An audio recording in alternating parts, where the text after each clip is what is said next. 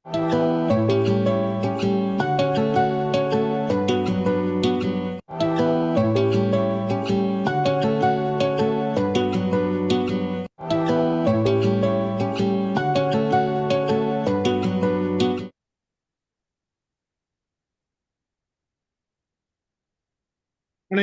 மாலை வணக்கம்.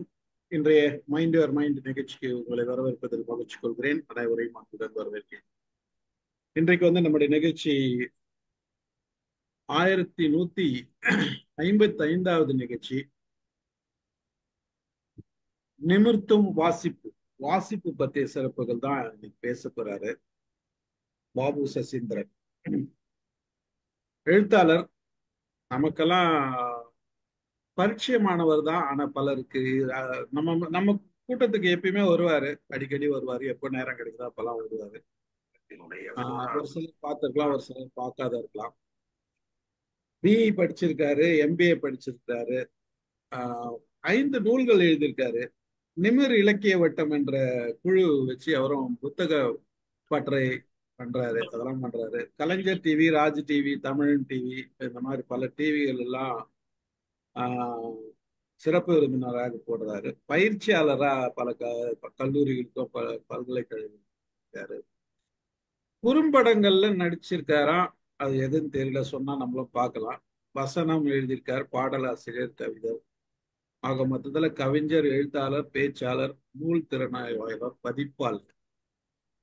மொழி தமிழ் மொழி தெரிஞ்சது, ஆங்கிலம் தெரிஞ்சது. அதை தவிர இந்தி, கன்னடம், தெலுங்கு பேசவும் தெரியும். சோ இத்தகைய சிறப்பு வாய்ந்த ஒரு மனிதர் தான் நம்மோட இன்றைக்கு நம்மளோட விருந்தினரா இணைஞ்சிருக்காரு. வாசிப்பு பற்றி தான் இன்றைக்கு நாம் தெரிஞ்சுக்க போறோம். அதாவது வாசிப்புன்றது ஒவ்வொருத்தருக்கும் ஒரு சோகம் கொடுக்கும். அது எந்த அளவுக்கு நம்ம அதுல ஈடுபாடு இருக்குது, எந்த அளவுக்கு நம்ம அதுல முழுமையடைகிறோம். அதனுடைய சிறப்புகளை பத்தி ஒருத்தர் பேசினா நல்லா தானே இருக்கும். முழுக்க அந்த அனுபவத்துல இருந்து பேசும்போது சிறப்பா இருக்கும் இல்லையா? அதனாலதான் இந்த தலைப்பு கொடுத்தாரு. கொடுத்த உடனே நான் சந்தோஷமா எடுத்துக்கிட்டேன். நம்ம அது மாதிரி பேசல அப்படின்றதுக்காக. பார்ப்போம் என்ன சொல்றாரு பாபு சசீந்திரன். நீங்க பேசுங்க. அனைவருக்கும் இனிய மாலை வணக்கம். ஒரு அற்புதமான நிகழ்வை தொடர்ச்சியாக தினமும் நடத்தி ஒரு இமாலய சாதனையை படைத்துக் கொண்டிருக்கின்ற நமது அன்பு நண்பர் ஸ்டீஃபன் தோழருக்கு எனது அன்பின் நன்றிகளை உரித்தாக்கிக் கொள்கிறேன். மைண்ட் யுவர் மைண்ட் இன்டர்நேஷனல் என்கின்ற இந்த அமைப்பின் மூலமாக தொடர்ந்து நிகழ்வுகளை, வெவ்வேறு நூல் அறிமுகம், வெவ்வேறு கருத்து உரையாடல்கள், மிக சிறப்பான தலைப்புகளில் ஒரு குடும்பமாக இருந்து இந்த நிகழ்வை நடத்தி கொண்டிருக்கின்ற அன்பு தோழமை ஸ்டீஃபன் அவர்களுக்கு எனது பேரன்பின் நன்றியும் வாழ்த்துக்களையும் பாராட்டுகளையும் சொல்லி மகிழ்கிறேன். ஒரு நிகழ்வை ஒருங்கிணைப்பவனாக, ஒரு அமைப்பை நடத்துவனாக அதில் இருக்கின்ற சிரமங்கள் எனக்கு நிறையவே தெரியும். அது எவ்வளவு தூரம் நமக்கு நேரம் தேவைப்படும், நட்புகளை ஒருங்கிணைப்பதிலிருந்து, அதற்கான அழைப்புதல் போடுவதிலிருந்து, அதை எல்லோருக்கும் பகிர்வதிலிருந்து அதற்கு நிறைய பொறுமையும் நிறைய அர்ப்பணிப்பும் தேவைப்படும். அப்படிப்பட்ட ஒரு அர்ப்பணிப்பு ஸ்டீஃபன் ஐயா அவர்கள் தன்னுடைய அந்த அந்த எப்படி சொல்லுவது, மனிதர்களுக்குள்ளாக இருக்கின்ற அந்த திறமைகளை வெளிக்கொண்டு வந்து எல்லோருக்குமாக பகிர்ந்து கொடுக்கின்ற ஒரு மிகப்பெரிய மாபெரும் பணியை அவர் தொடர்ந்து செய்து கொண்டிருக்கிறார். அவரை முதலில் சந்தித்த இடமும் கூட ஒரு சிறப்பான இடம். எனது அன்பிற்கினிய அண்ணன் வைரமுத்து அவர்களுடைய வீட்டில் திருவள்ளுவர் தினத்தில் எதிர்பாராத சந்திப்பாக இருந்தாலும் ரொம்ப அற்புதமான ஒரு நெகிழ்தலான மகிழ்ச்சியான சந்திப்பு. நேரடியாக சந்திக்கும் பொழுதே நீண்ட நாட்கள் பழகிய ஒரு நட்பினுடைய அன்பை வெளிப்படுத்தக்கூடிய அளவிற்கு அவருடைய முகத்தோற்றமும் அவருடைய பழகும் விதமும் இருந்தது. மீண்டும் ஒரு முறை அவருக்கு நன்றி பாராட்டுகிறேன். இந்த அழைப்பை ஏற்று இந்த இணைப்பில் இணைந்திருக்கின்ற என் பேரன்பு தோழமைகள் அமுதா அவர்களுக்கும், ஆறுமுகம் அவர்களுக்கும், கல்யாணி ஸ்ரீதர் அவர்களுக்கும், மாலதி அவர்களுக்கும், மேனாள் திருச்சியின் கமிஷனர் பிரேமா என்எஸ் அவர்களுக்கும், மலேசியாவிலிருந்து இணைந்திருக்கின்றேன். அன்பு தோழமை ரத்னா கணேசன் அவர்களுக்கும், ரஃபை அவர்களுக்கும், எஸ் ரவி ஐயா அவர்களுக்கும், சிவகனி அவர்களுக்கும், வசந்தி ராமன் அவர்களுக்கும், வேலம்மாளம் அவர்களுக்கும், M35 என்ற இணைப்பில் இணைந்திருக்கின்ற அன்பு தோழமை அனைவருக்கும் வினைத்தீர்த்தல் நங்கையா வினைத்தீர்த்தல் வினைத்தீர்த்தன் ஐயா, ஒரு சிறப்பான வினைத்தீர்த்தன் ஐயா அவர்களுக்கும் எனது அன்பின் நன்றிகளை உரித்தாக்கிக் கொள்கிறேன். ஒரு சிறப்பான ஒரு தலைப்பு. இந்த தலைப்பை அவர் கேட்ட பொழுது, எதை குறித்து பேசுகிறீர்கள், நமது நிகழ்வில் முதலாவது பேசுகிறீர்கள் என்ற பொழுது, வாசிப்பு குறித்து பேசலாம் என்று முடிவு செய்த பிறகு அவர் உடனே அதை ஏற்றுக்கொண்டார். நிமிர்த்தும் வாசிப்பு என்ற தலைப்பில் இந்த நிகழ்வை ஒருங்கிணைத்திருக்கிறார். அது என்ன நிமிர்த்தும் வாசிப்பு அப்படின்று நம்ம அந்த நிமிர்த்தும் வாசிப்புக்கு உள்ளே போவதற்கு முன்பாக, வாசிப்பு என்பதை பற்றின ஒரு சிறு புரிதலோடு பிறகு நாம் நிமிர்த்தும் வாசிப்பை அணுகலாம் என்று கருதுகிறேன். ஐயா, எனக்கு பேசுவதற்கான நேரம் எவ்வளோங்க? இப்போ மணி சரியா 7:25. நீங்க எவ்வளவு நேரம் பேசுவீங்க? ஒரு அரை மணி நேரத்துல இருந்து 40 நிமிடம். ஆமா, சரிங்களா? தாராளமா பேசலாம். நம்ம நிகழ்ச்சி 9 மணி வரைக்கும். ஓ, சரிங்க. எத்தனை மணி நேரம் வேணா எடுத்துக்கலாம். கொஞ்சம் மகிழ்ச்சி கலந்துரையாடலுக்கு கொஞ்சம் நேரம். மகிழ்ச்சி மகிழ்ச்சி மகிழ்ச்சி மகிழ்ச்சிங்க. என்னுடைய வாசிப்பு அனுபவத்திலிருந்து ஆரம்பித்து நிமிர்த்தும் வாசிப்பில் நிறைவு செய்வது சிறப்பாக இருக்கும் என்று நான் கருதுகிறேன். என்னுடைய வாசிப்பு அனுபவம் எனக்கு விவரம் தெரிந்து நான் எழுத படிக்க தெரிந்ததிலிருந்து நான் வாசித்து கொண்டிருக்கிறேன். அம்புலி மாமாவில் ஆரம்பித்து காமிக்ஸில் தொடங்கி, பிறகு சரித்திர நாவல்கள், ஆன்மீக நூல்கள், இப்படி தொடர்ந்து கொண்டே இருந்த வாசிப்பு. அதன் பிறகு குடும்ப நாவல்கள். நான் அதிகமாக வாசிக்காத ஒரே ஒரு பகுதி என்னவென்றால் கிரைம் நாவல்கள். வெகு சிலவே நான் கிரைம் நாவல்கள் வாசித்திருக்கிறேன். வெகு வெகு சிலவே. ஏனென்றால் அதை ஒரு கிரைம் நாவல்கள் வாசித்த பிறகு எனக்கு அதில் பெரிதாக ஈடுபாடு இல்லை. ஒரே மாதிரியான ஒரு பேட்டர்ன், ஏதோ ஒரு கொலை நடக்கும், இல்லை தவறு நடக்கும், அதுக்கப்புறம் அதை பேர் இன்வெஸ்டிகேட் பண்ணுவாங்க. அது வெவ்வேறு விதமான. நான் அதில் என்ன ஒரு சிறப்புனா, அதில் சயின்ஸ் நிறைய தெரிஞ்சுக்கலாம். சுஜாதா அவர்கள் எழுதின, சுபா அவர்கள் எழுதின அந்த நூல்களிலிருந்து நான் வாசிப்பு 6ஆம் வகுப்பில் என்னுடைய நூலகங்களிலிருந்து வாசிக்க தொடங்கி, பிறகு அப்படியே நான் இன்று வரை வாசிப்பை நான் பழக்கமாக்கி கொண்டிருக்கிறேன். எப்பொழுதுமே என்னுடைய அலுவலக பையில் ஒரு 4-5 புத்தகங்கள் நிச்சயமாக இருக்கும். அதை நான் வழக்கப்படுத்தி கொண்டிருக்கிறேன். வாசிப்பு என்று வைக்கும் பொழுது இந்த இடங்களில் இந்த வாசிப்பு எனக்கு வெவ்வேறு தேடல்களில் இருந்து எனக்கு யாரும் இதை வாசிங்கன்னு சின்ன வயசுல அப்பாவோ இல்லை அம்மாவோ இல்லை எனக்கு தெரிஞ்சவங்களோ யாரும் புத்தகம் வாங்கிட்டு வந்து கொடுத்து வாசிலாம் எனக்கு யாரும் அப்படி சொன்னதில்லை. என்னோட வாசிப்பை நானே தான் சின்ன வயசுலேருந்தே நான் தீர்மானிச்சிருக்கேன். அப்படி பார்க்கும் பொழுது, நான் முதல்ல சொன்ன மாதிரி அம்புலி மாமா வாசிச்சுட்டு இருக்கும் பொழுதே 8வது வகுப்பு உடைய விடுமுறையில் பொன்னியின் செல்வன், யவனராணி, கடல் புறா, இது போன்ற இன்னும் சாண்டில்யன், இன்னும் இருக்கிற பல முன்னணி வரலாற்று நாவலாசிரியர்களுடைய நூல்களை வாசித்திருக்கிறேன். அதன் பிறகு அது 10வது 12ஆம் வகுப்பு முடிக்கும் பொழுதே பழைய ஏற்பாடு, பைபிளில் இருக்க பழைய ஏற்பாடு, பகவத்கீதை, ராமாயணம், மகாபாரதம், 1001 இரவுகள், அதன் பிறகு இப்படி பல நூல்களையும் அப்போதே வாசித்திருக்கிறேன். இதையெல்லாம் வாசிக்கும் பொழுது அப்பொழுது ஏற்படுகிற அந்த கேள்வியை யாருக்கிட்ட போய் கேட்டாலும் சரியா பதில் கிடைக்காது. என்னுடைய ஆசிரியர் தான் எனக்கு இருப்பாங்க. வீட்டில் இந்த கேள்வியெல்லாம் கேட்டால் உதைப்பார் எங்கள் அப்பா. அதனால அவர்கிட்ட போய் நிறைய கேள்விகள்லாம் கேட்க முடியாது. வாசிப்பேன். என்ன நூல்னு கூட அவங்க பார்ப்பாங்க, நான் என்ன வாசிக்கிறேன்றதையும் பார்ப்பாங்க. ரொம்ப ஸ்ட்ரிக்ட் ஃபாதர் அவர். அதனால சில கேள்விகளை கேட்க முடியாது. ஆனால் ஆசிரியர்கள் கேட்டால் கூட அந்த கேள்விகளுக்கெல்லாம் பதில் சொல்லவே மாட்டாங்க சில இதெல்லாம். அப்போது அந்த கேள்விகள் அப்படியே எனக்கு தேங்கி போச்சு அங்கேயே. அந்த கேள்விகளுக்கான விடையெல்லாம் எப்போ கிடைச்சதுன்னா, எனக்கு விவரம் தெரிந்து கொஞ்ச நாள் கழித்த பிறகு ஒரு என்னுடைய கல்லூரி காலங்கள்லாம் முடித்து நான் வேலைக்கு போனதுக்கப்புறம் நான் வாசிக்க ஆரம்பித்த பிறகு என் கேள்விகள், அந்த நான் சிறு வயதில் இருந்த அந்த கேள்விகள் குறித்தான அந்த பதில்களை வந்து தேடுறதுக்காக நூல்களை தேடினேன்.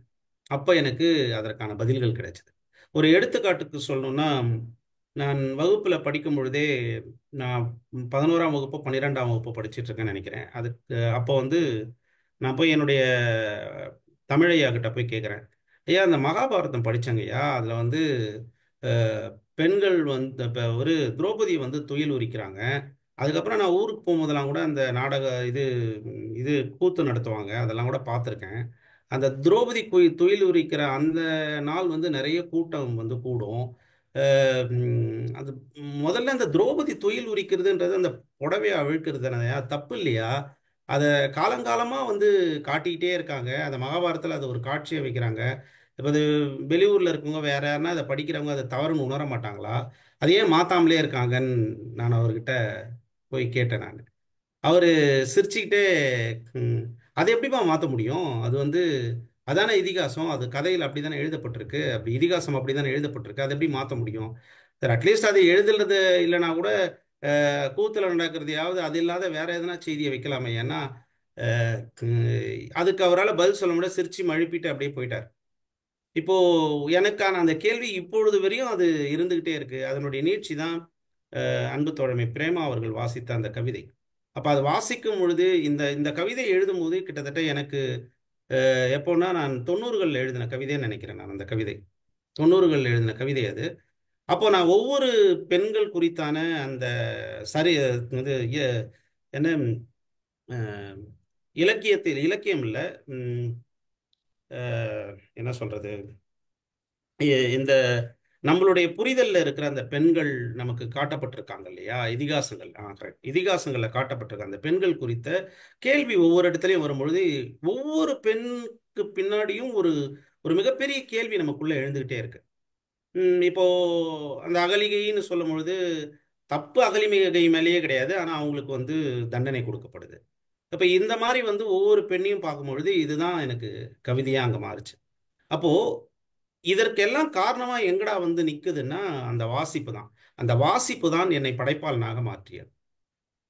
ஓ, அப்போ அந்த வாசிப்பு வாசிக்க வாசிக்க என்னை அறியாமல் என்னுடைய சிந்தனையும், என்னுடைய பேச்சும், என்னுடைய நடவடிக்கைகளும் எல்லாமே வந்து கூர்மையாவதை எனக்கு தெரியாமலேயே நான் உணர்ந்தேன்.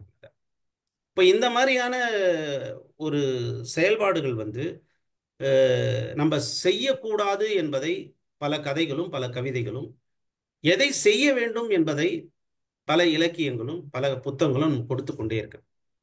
இப்போ தன்னார்வ புத்தகங்களை தான் போய் வாசிக்கணும் அப்படின்றது மட்டுமல்ல, ஒரு கதையோ ஒரு சிறு கவிதையோ கூட நம்மளை மாற்றிடும், நம்மளுடைய வாழ்க்கையை மாற்றி போட்டுரும் அப்படின்றத நான் வந்து என்னுடைய அனுபவபூர்வமாக உணர ஆரம்பிச்சேன். அப்போ இந்த வாசிப்பு என்ற அந்த இடத்துக்கு இப்போ நம்ம வந்தோம்னா, வாசிக்கும் பொழுது நீங்கள் யாராக இருந்து அந்த நூலை வாசிக்கிறீர்கள் என்றதான் முதல் கேள்வி. அதன் பிறகு நிமிர்த்தம் வாசிப்புக்கு வரலாம். அப்ப வாசிப்புனா என்ன? வாசிப்பு என்பது, நீங்க ஒரு ஒரு புத்தகத்தை, நான் எனக்கு கொஞ்சம் நேரம் குறைவா இருந்தது, அதனால நான் பிபிடி போடலை. இல்லைன்னா நான் பிபிடி போட்டு இதை ஒரு ஒரு சிறப்பான ஒரு இதுவாக எக்ஸ்பிளைன் பண்ணணும்னு நான் நினைச்சேன். பட் வேற ஒரு நிகழ்வில் எப்பனா எனக்கு வாய்ப்பு இருந்ததுன்னா இதே வாசிப்பை குறித்தான இன்னும் விளக்கமாக கூட நான் உங்களுக்கு சொல்ல விரும்புகிறேன். இப்போ வாசிப்பு என்பது, நீங்கள் ஒரு நூலை எடுத்து வாசிக்கும் பொழுது அந்த வாசிப்பில் நீங்கள் யாராக இருந்து அந்த நூலை வாசிக்கிறீர்கள்? ஒரு வாசகனாக இருந்து முதலில் வாசிக்கிறீர்களா? ஒரு சக படைப்பாளியாக இருந்து வாசிக்கிறீர்களா? ஒரு பிழை திருத்துபவனாக வாசிக்கிறீர்களா? அல்லது ஒருவருக்கு அதை உள்வாங்கி பகிர்ந்து கொள்ளக்கூடிய ஒரு ஆசிரியராகவோ பேராசிரியராகவோ வாசிக்கிறீர்களா? அந்த நூலை வாசித்து விட்டு உங்களுடைய வாழ்வியலில் நீங்கள் அதை பயன்படுத்தக்கூடிய ஒரு ஒரு பயணியாக அதை வாசிக்கப் போகிறீர்களா? அல்லது இந்த வாசிப்பை வாசித்துவிட்டு நீங்கள் யாருக்காவது வகுப்பெடுக்க போகிறீர்கள் என்றால் ஒரு பேராசிரியராக வாசிக்க போகிறீர்களா? இப்படி வாசிப்பில் பல விதங்கள் இருக்கின்றன. அப்ப நீங்க வாசிக்கும் பொழுதே அந்த தீர்மானத்தோட தான் ஒரு புத்தகத்தை நீங்க வாசிக்க ஆரம்பிக்கணும். அப்ப நீங்க எதுவா நீங்க அதை வாசிக்கிறீங்க அப்படின்றது வந்து உங்களுக்கு தெளிவாயிடும். அப்போ ஏன்னா இப்போ ஒரு திறனாய்வாளனா அந்த நூலை நான் வாசிக்கிறேன்னு வச்சுங்களேன். அப்போ என்னுடைய வாசிப்பு அனுபவமே வேற மாதிரி இருக்கும். நான் குறிப்பெடுப்பேன், எதெல்லாம் வந்து சொல்லணும், எதெல்லாம். திறனாய்வு என்பது நிறை குறைகளை சொல்வது, அறிமுகம் என்பது வெறும் நிறைகளை மட்டும் சொல்வது என்று எனக்கு நான் ஒரு சின்ன விதியை நான் விதித்து வைத்திருக்கிறேன். அப்போ அந்த அறிமுகம் செய்யும் பொழுது என்ன பண்ணுவோம், அதில் இருக்க சிறப்புகளை அந்த நூலை சொல்லுவோம். அப்போ நூல் எல்லோரும் வாங்குவாங்க.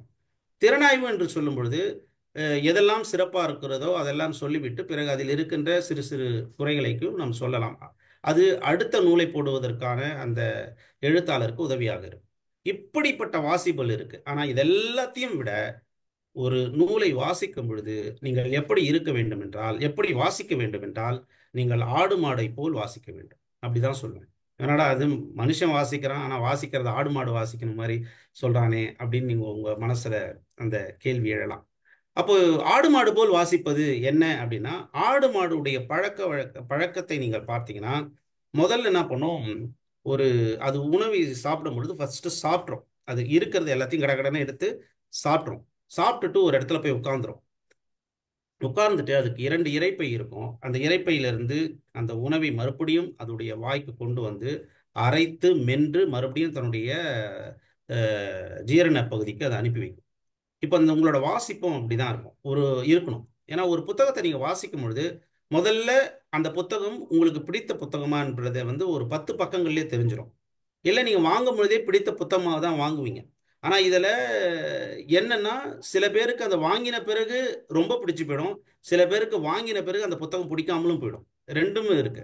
அப்போ ஒருவேளை அந்த புத்தகம் உங்களுக்கு பிடிச்சு போச்சு அப்படின்னா, முதல்ல நீங்க என்னோட வாசிப்பு அனுபவத்தை சொல்றேன். நான் என்ன பண்ணுவேன்னா, ஒரு புத்தகம் பிடிச்சிருக்குன்னா ஃபாஸ்ட் ரீடிங் கொடுத்துருவேன். நான் ஃபாஸ்ட் ரீடிங் கட கட கடன்னு வாசிச்சு அந்த புத்தகத்தை அது என்ன சொல்லுது, என்ன பண்ணியிருக்கு அப்படின்றது. ஏன்னா அந்த அளவுக்கு எனக்கு பொறுமை இருக்காது. அது ஃபாஸ்ட்டாக வாசி முடிச்சுட்டு பிறகு அதனுடைய சுவையான பகுதிகளை நான் மீண்டும் அசை போட்டு வாசிப்பேன். அப்போ அதில் இருக்கிற அந்த புரிதல் இருக்குல்ல, அந்த juicy part of the book இருக்குல்ல, அதை வந்து நம்ம அப்படியே உண்மையிலுமே சுவைக்கலாம் அதை.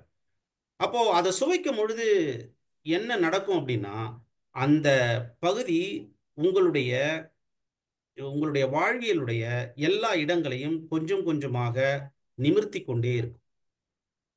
அதைத்தான் வந்து நான் அந்த ஆடு மாடுகள் வாசிப்பு என்று நான் சொல்லுகிறேன். அது எப்படி ஒரு இடத்தில் அமைதியாக அமர்ந்து தன்னுடைய உணவை மீண்டும் எடுத்து அசை போடுகிறதோ, அதுபோல உங்களோட வாசிப்பை, அந்த புத்தகத்தை, அதன் புத்தகத்தினுடைய சிறப்பான பகுதிகளை நீங்கள் மீண்டும் எடுத்து வாசித்து அசை போட வேண்டும். அதை உங்களுடைய வாழ்க்கையில் பயன்படுத்த வேண்டும். அப்பொழுதுதான் அந்த புத்தகம் உங்களை முழுமையாக ஆட்கொண்டு உங்கள் வாழ்வியலுடைய சிந்தனைகளோடு ஒன்றி உங்களை மாற்றுவதற்கான, உங்களை நிமிர்த்துவதற்கான, உங்களை உயர்த்துவதற்கான எல்லா வேலைகளையும் செய்யும் என்று நான் கருதுகிறேன். இப்போ அப்படி வாசிச்ச சில புத்தகங்களை நிறைய நான் சொல்லலாம் உங்களோட. நான் முதல்ல சொல்லிட்டு வந்திருக்கேன், இந்த மாதிரி என்னோட வாசிப்பு அனுபவம் வந்து அம்புலிமாவால் தொடங்கி இப்போ வரலையும் தொடர்ந்துட்டு இருக்குன்னு. கண்மணி வாசிச்சிருக்கேன். கண்மணி வந்து குடும்ப நாவல்கள் வரும், ராணிமுத்துல குடும்ப நாவல்கள் வரும், அதெல்லாம் வாசிச்சிருக்கேன். ஒரு காலகட்டத்தில் அதெல்லாம் கொஞ்சம் கொஞ்சமாக போர் அடிச்சுக்கிட்டே வரும்பொழுது சமூகம் சார்ந்த கட்டுரைகள், கதைகள், கவிதைகள் வாசிக்கும் பொழுது நிச்சயமாக சொல்கிறேன், இன்று வரை எனக்கு அது சோர்வை ஏற்படுத்தவே இல்லை. அந்த கதைகளும் அந்த கவிதைகளும் அது சார்ந்த கட்டுரைகளும் சூழலியல் சார்ந்த கட்டுரைகளும் அதில் இயங்கிக் கொண்டிருக்கின்ற நாடகங்கள், இப்படிப்பட்ட நூல்கள் வந்து பார்த்தீங்கன்னா ஒரு மிகப்பெரிய ஒரு புரிதலை, மிகப்பெரிய ஒரு வெளியை நமக்கு உருவாக்கி கொண்டே இருக்கும். ஒரே ஒரு சின்ன சிறுகதை, ஜெயகாந்தனுடைய சிறுகதைகள்லாம் வாசிக்க ஆரம்பித்த பிறகு ஜானகிராமனுடைய கீஜாவுடைய லாசாரா, அதே போன்று ஹீராவுடைய கதைகள், இந்த மாதிரியான கதைகள்லாம் வந்து பார்த்தீங்கன்னா என்னமா ஒரு ஒரு ஒரு பாதிப்பை ஏற்படுத்திக்கிட்டே இருக்கும். அதே மாதிரி நிறைய சொல்லலாம். நிறைய பேர் வந்து சூடாமணியுடைய கதைகள், நிறைய பேருக்கு இந்த சூடாமணின்ற அந்த எழுத்தாளரையே தெரியாது அவங்க எழுதியிருக்காங்களான்னு. அதே மாதிரி மேலாண்மை பொன்னுசாமி அவர்களுடைய கதை. இப்போ இந்த வாசிப்பு அனுபவத்தை வந்து நான் உணர்ந்து கிட்டத்தட்ட எனக்கு திருமணமாகி ஒரு 15 வருடம் ஆகுது. ஒரு 2 வருஷத்துக்கு முன்னாடி என்னுடைய மனைவி கிட்ட சொல்றேன், நீ கதை வாசிக்கிற பழக்கம் இருக்கா அப்படின்னா, இல்லைப்பா எனக்கு அவ்வளோலாம் பொறுமை இல்லை. சரி நீ கேட்குறியா கதை அப்படின்னு சொன்னேன். சரி கேட்குறேன் அப்படின்னு சொல்லி நான் ஒரு சில கதைகளை சஜஸ்ட் பண்ணேன். சில எழுத்தாளர்களோட கதைகளை சஜஸ்ட் பண்ணி இப்போ அவங்க வந்து எப்பெல்லாம் ஓய்வு கிடைக்குதோ அப்பெல்லாம் அந்த கதையை கேட்டுட்டு இருக்காங்க. கற்றலில் கேட்டல் நன்றுன்னு சொல்லுவோம். அப்போ அந்த கதை என்ன பண்ணும் அப்படின்னா, அந்த கதை நமக்கு தெரியாமலே நம்மை மாற்றும். அந்த ஒரு கவிதை என்ன பண்ணும் அப்படின்னீங்கன்னா, நமக்கு தெரியாமலே உயர்த்தும். அந்த அந்த இதை வந்து அது செஞ்சுக்கிட்டே இருக்கும். ஒரு கீராவுடைய ஜடாயுன்னு ஒரு கதை. அந்த ஜடாயுன்ற கதையை பார்த்தீங்கன்னா, கதையுடைய தலைப்பு ஜடாயு. ஆனால் அந்த ஜடாயு வாசிச்சவங்க கூட இங்கே இருப்பீங்க. அது ரொம்ப அழகா அந்த கதையை வந்து அவர் நரேட் பண்ணியிருப்பார். ரொம்ப அழகா. கதை வந்து ஒன்லைன் ஸ்டோரி சொல்லணும்னா, ஆஹ், ஒரு ஒரு பெண்மணி வந்து ஒரு மாலை நேரத்தில் போயிட்டு இருப்பாங்க. ஒரு குடிகார ஹஸ்பண்டும் இன்னொருத்தனும் கூட போவான். ரொம்ப நாள் கொஞ்சம் முன்னாடி வாசிச்சது. கதையோட அவுட்லைன் தான். அதில் முன்ன பின்ன கொஞ்சம் கொஞ்சம் எதனா இருக்கலாம். அஹ், வலுக்கட்டாயமா அந்த பொண்ணை வந்து வேற ஒருத்தனோட கொடுக்கறது அந்த கணவனையும் முயற்சி பண்ணுவான். அவன் அவங்கள வந்து இழுப்பாங்க. அதுக்கு அந்த இடத்துல வந்து என்ன பண்ணுவாங்கன்னா, அந்த பெண்ணுடைய ஆடையை வந்து இவனுங்க அவிழ்க்க முயற்சி பண்ணுவானுங்க. அந்த அந்த ம், கணவன் கிடையாது, அந்த வழியில போறவன் யாரோ ஒரு பலாத்காரம் பண்ணணும்னு முயற்சி பண்ணுவான்னு நினைக்கிறேன். அப்போ வந்து ஒரு வயதில் மூத்த ஒரு பெரியவர் அங்கே வந்து அந்த புளிய மரத்தாண்டி அந்த மரத்தாண்டி எங்கேயோ ஒரு படத்தில் படுத்துட்டு இருப்பாரு. அவர் வந்து குரல் கொடுப்பாரு. ஆனால் அவன் கணவன் தான் நினைக்கிறாமா அந்த இதில். அப்போ அவங்க ரெண்டு பேருக்குள்ள சண்டை வரும். இவன் வந்து அவங்க கத்தி வச்சிருப்பானுங்க. கடைசியில் அந்த கிளைமேக்ஸில் எப்படி முடியும்னா, அஹ், இவர் வந்து அந்த பெண்ணை காப்பாத்துறதுக்காக அந்த வயதில் மூத்த அந்த முதியவர் வந்து போவார். அவங்க ரெண்டு கையும் வெட்டிடுவாங்க. அவர் வெட்டிட்டு அந்த பெண்ணை கூட்டிட்டு போயிடுவாங்க. அவர் என் கையில் நடக்க முடியல, காலையும் வெட்டிடுவாங்க. அவரால் நடக்க முடியாது. அதுக்கப்புறம் உயிர் பிரிஞ்சு போயிடும். காலையில் போகிறவங்க யார் பெத்த பிள்ளையோ அனாதையாக இறந்து கிடக்குது பாரு அப்படின்னு சொல்லிட்டு போகிற மாதிரி அந்த கதையை முடிப்பார். இப்போ இந்த ஜடாயுன்ற அந்த ம், ராமாயண கதாபாத்திரத்தை நீங்கள் இந்த பெரியவரோட பொருத்தி பார்க்கும்போது அது அப்படியே வந்து பொருந்தும் உங்களுக்கு. எப்படி வந்து ராவணன் வந்து சீதையை தூக்கிட்டு போகும்போது ஜடாயு முயற்சி பண்ணுவான், கடைசியில் ரெக்கைகள் வெட்டப்பட்டு இறந்து போயிடுவான் இல்லையா? அதே போல தான் இந்த கதையை அவர் வந்து தலைப்பு வச்சிருப்பார். கிட்டத்தட்ட அந்த கதைக்கும் இந்த கதைக்கும் ஒரே மாதிரி தான் இருக்கும். ஆனால் அவர் அதை எழுதியிருக்கிற அந்த விதம் பார்த்தீங்கன்னா ரொம்ப ரொம்ப சிறப்பாக இருக்கும். அதே மாதிரி ஜெயகாந்தனுடைய குருபீடம்னு ஒரு கதை, எனக்கு ரொம்ப ரொம்ப பிடிச்ச கதை. அதே மாதிரி கீராவுடைய கதவு, அதுக்கப்புறம் காகித உறவுகள், அகிலன் நினைக்கிறேன், காகித உறவுகள், இதெல்லாம் அந்த கதைகள்லாம் வந்து வாழ்க்கையில மறக்கவே முடியாது. அதே மாதிரி நாஞ்சில் நாடனுடைய ஒரு கதை, வரிசையில் நின்றுட்டு இருப்பாங்க எலெக்ஷன்ல ஓட்டு போடுறதுக்கு. அங்க ஒரு உரையாடல் நடக்கிற மாதிரியான ஒரு கதை இருக்கும். அப்புறம் வண்ண நிலவனுடைய கதைகள், இப்படி நிறைய இப்ப எழுதிட்டு இருக்கிறதுல நிறைய சிறப்பான எழுத்தாளர்கள் கதை எழுதிட்டு இருக்காங்க. அது மாதிரி எஸ்ராவுடைய கதை, எஸ்ரா வந்து ஒரு 100 சிறுகதைகளை தொகுத்திருக்காரு. அந்த கதைகள் வந்து சிறப்பான கதைகள். பிரபஞ்சனுடைய கதை, பிரபஞ்சனுடைய வேட்டி என்ற ஒரு கதை. அதே மாதிரி வந்து ம், வானம் வசப்படம் பிரபஞ்சனுக்கு வந்து சாகித்ய அகாடமி விருது வாங்கி கொடுத்த ஒரு நூல். அதுவும் லைப்ரரியில இருந்து தான் எடுத்து வாசித்தேன். பாண்டிச்சேரியினுடைய வாழ்க்கையை பின்னோட்டமாக வைத்த அந்த ஒரு நாவல்.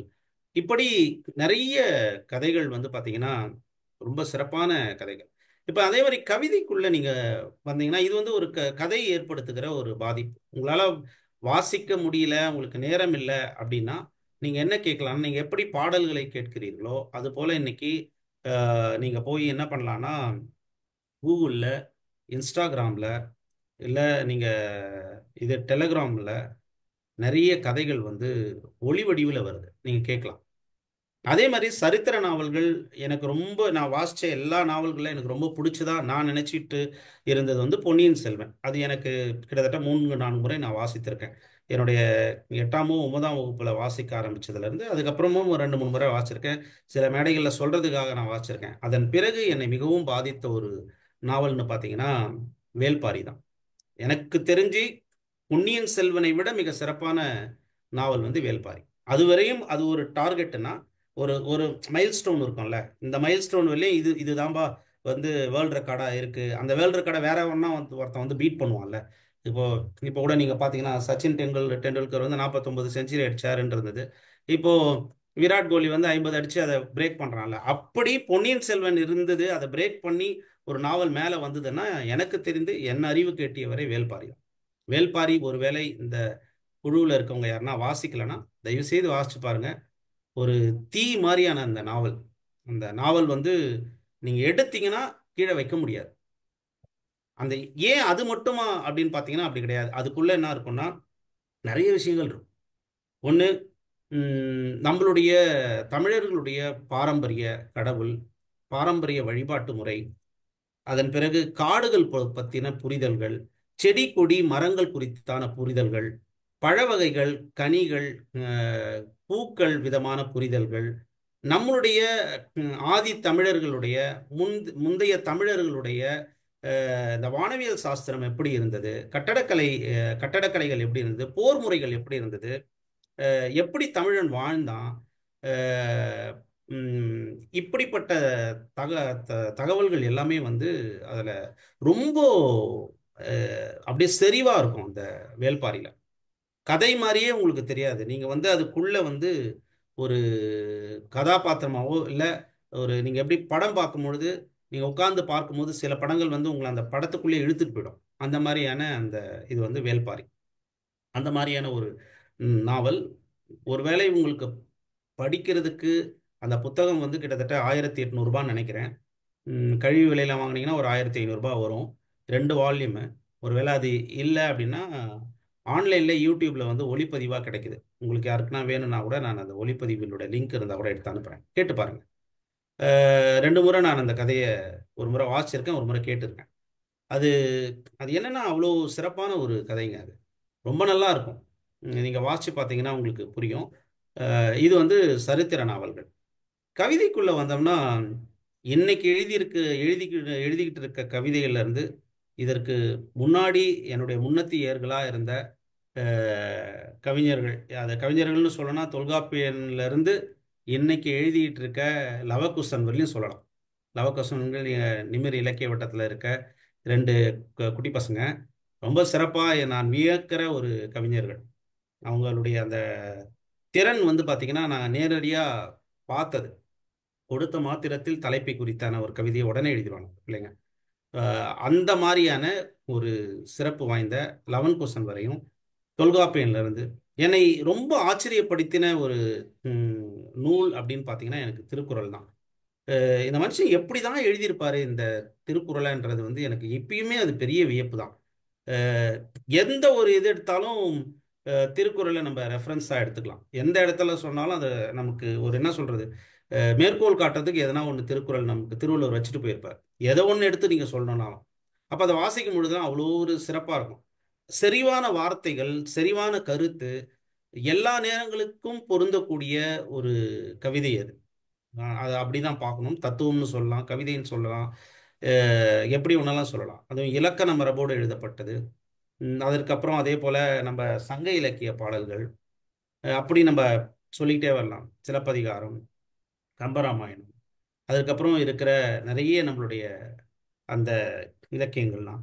இப்போ எனக்கு இப்போ என்ன அதுல இன்னொரு தேடல் என்ன வருதுன்னா, இதெல்லாம் எப்படி தொகுத்திருப்பாங்க, இது எப்படி ஆர்டர் பண்ணியிருப்பாங்க, இது எடுத்தவங்க என்ன பண்ணியிருப்பாங்க, அது குறித்த நூல்களுக்கெல்லாம் இப்போ நான் வாசிக்கணும்னு முற்பட்டுட்டு அது எப்படி இருந்தது, திருக்குறள் முதல்ல எங்கேருந்து யார் கொடுத்தா, அதை ஏன் கடவுள் வாழ்த்துல இருந்து கடைசியில வந்து அறம் பொருள் இன்பம்னு அதை ஆர்டர் பண்ணியிருக்காங்க, அது ஏன் இப்படி ஆர்டர் பண்ணாங்க, அதை ஆர்டர் பண்ணது ஏன் வேற மாதிரி ஆர்டர் பண்ணல, இந்த மாதிரியான தெளிவுக்காக சில நூல்களை நான் இப்போ வாசிச்சுட்டு இருக்கேன்.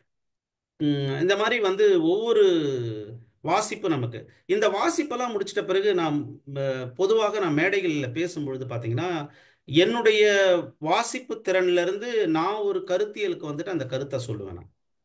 அப்போ அந்த பழக்கம் வந்து பார்த்தீங்கன்னா ஒரு கடந்த ஒரு 10-15 வருடமா எனக்கு வந்துட்டு இருக்கு.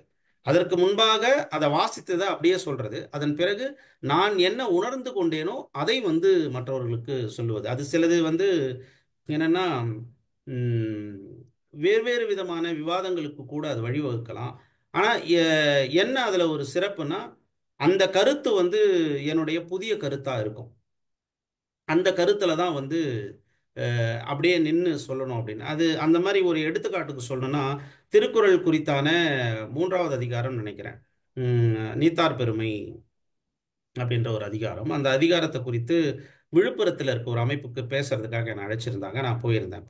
அப்போ நீத்தார் பெருமை என்றது வந்து பாத்தீங்கன்னா, இன்னைக்கும் அது எல்லா பெரிய அறிஞர்களாலும் புரிந்து கொள்ளப்பட்டிருக்கிறது என்னன்னா, இறந்தவர்கள் குறித்தான குறட்பாக்கள், அந்த 10 குறளும் இறந்தவர்களை பெருமைப்படுத்துவதற்கான ஒரு அதிகாரம் என்று எல்லாரும் புரிஞ்சுக்கிட்டு, இப்பயும் நிறைய பேர் உரை அப்படிதான் எழுதியிருப்பாங்க. நீங்க போய் வாசிச்சு பார்த்தீங்கன்னா தெரியும்.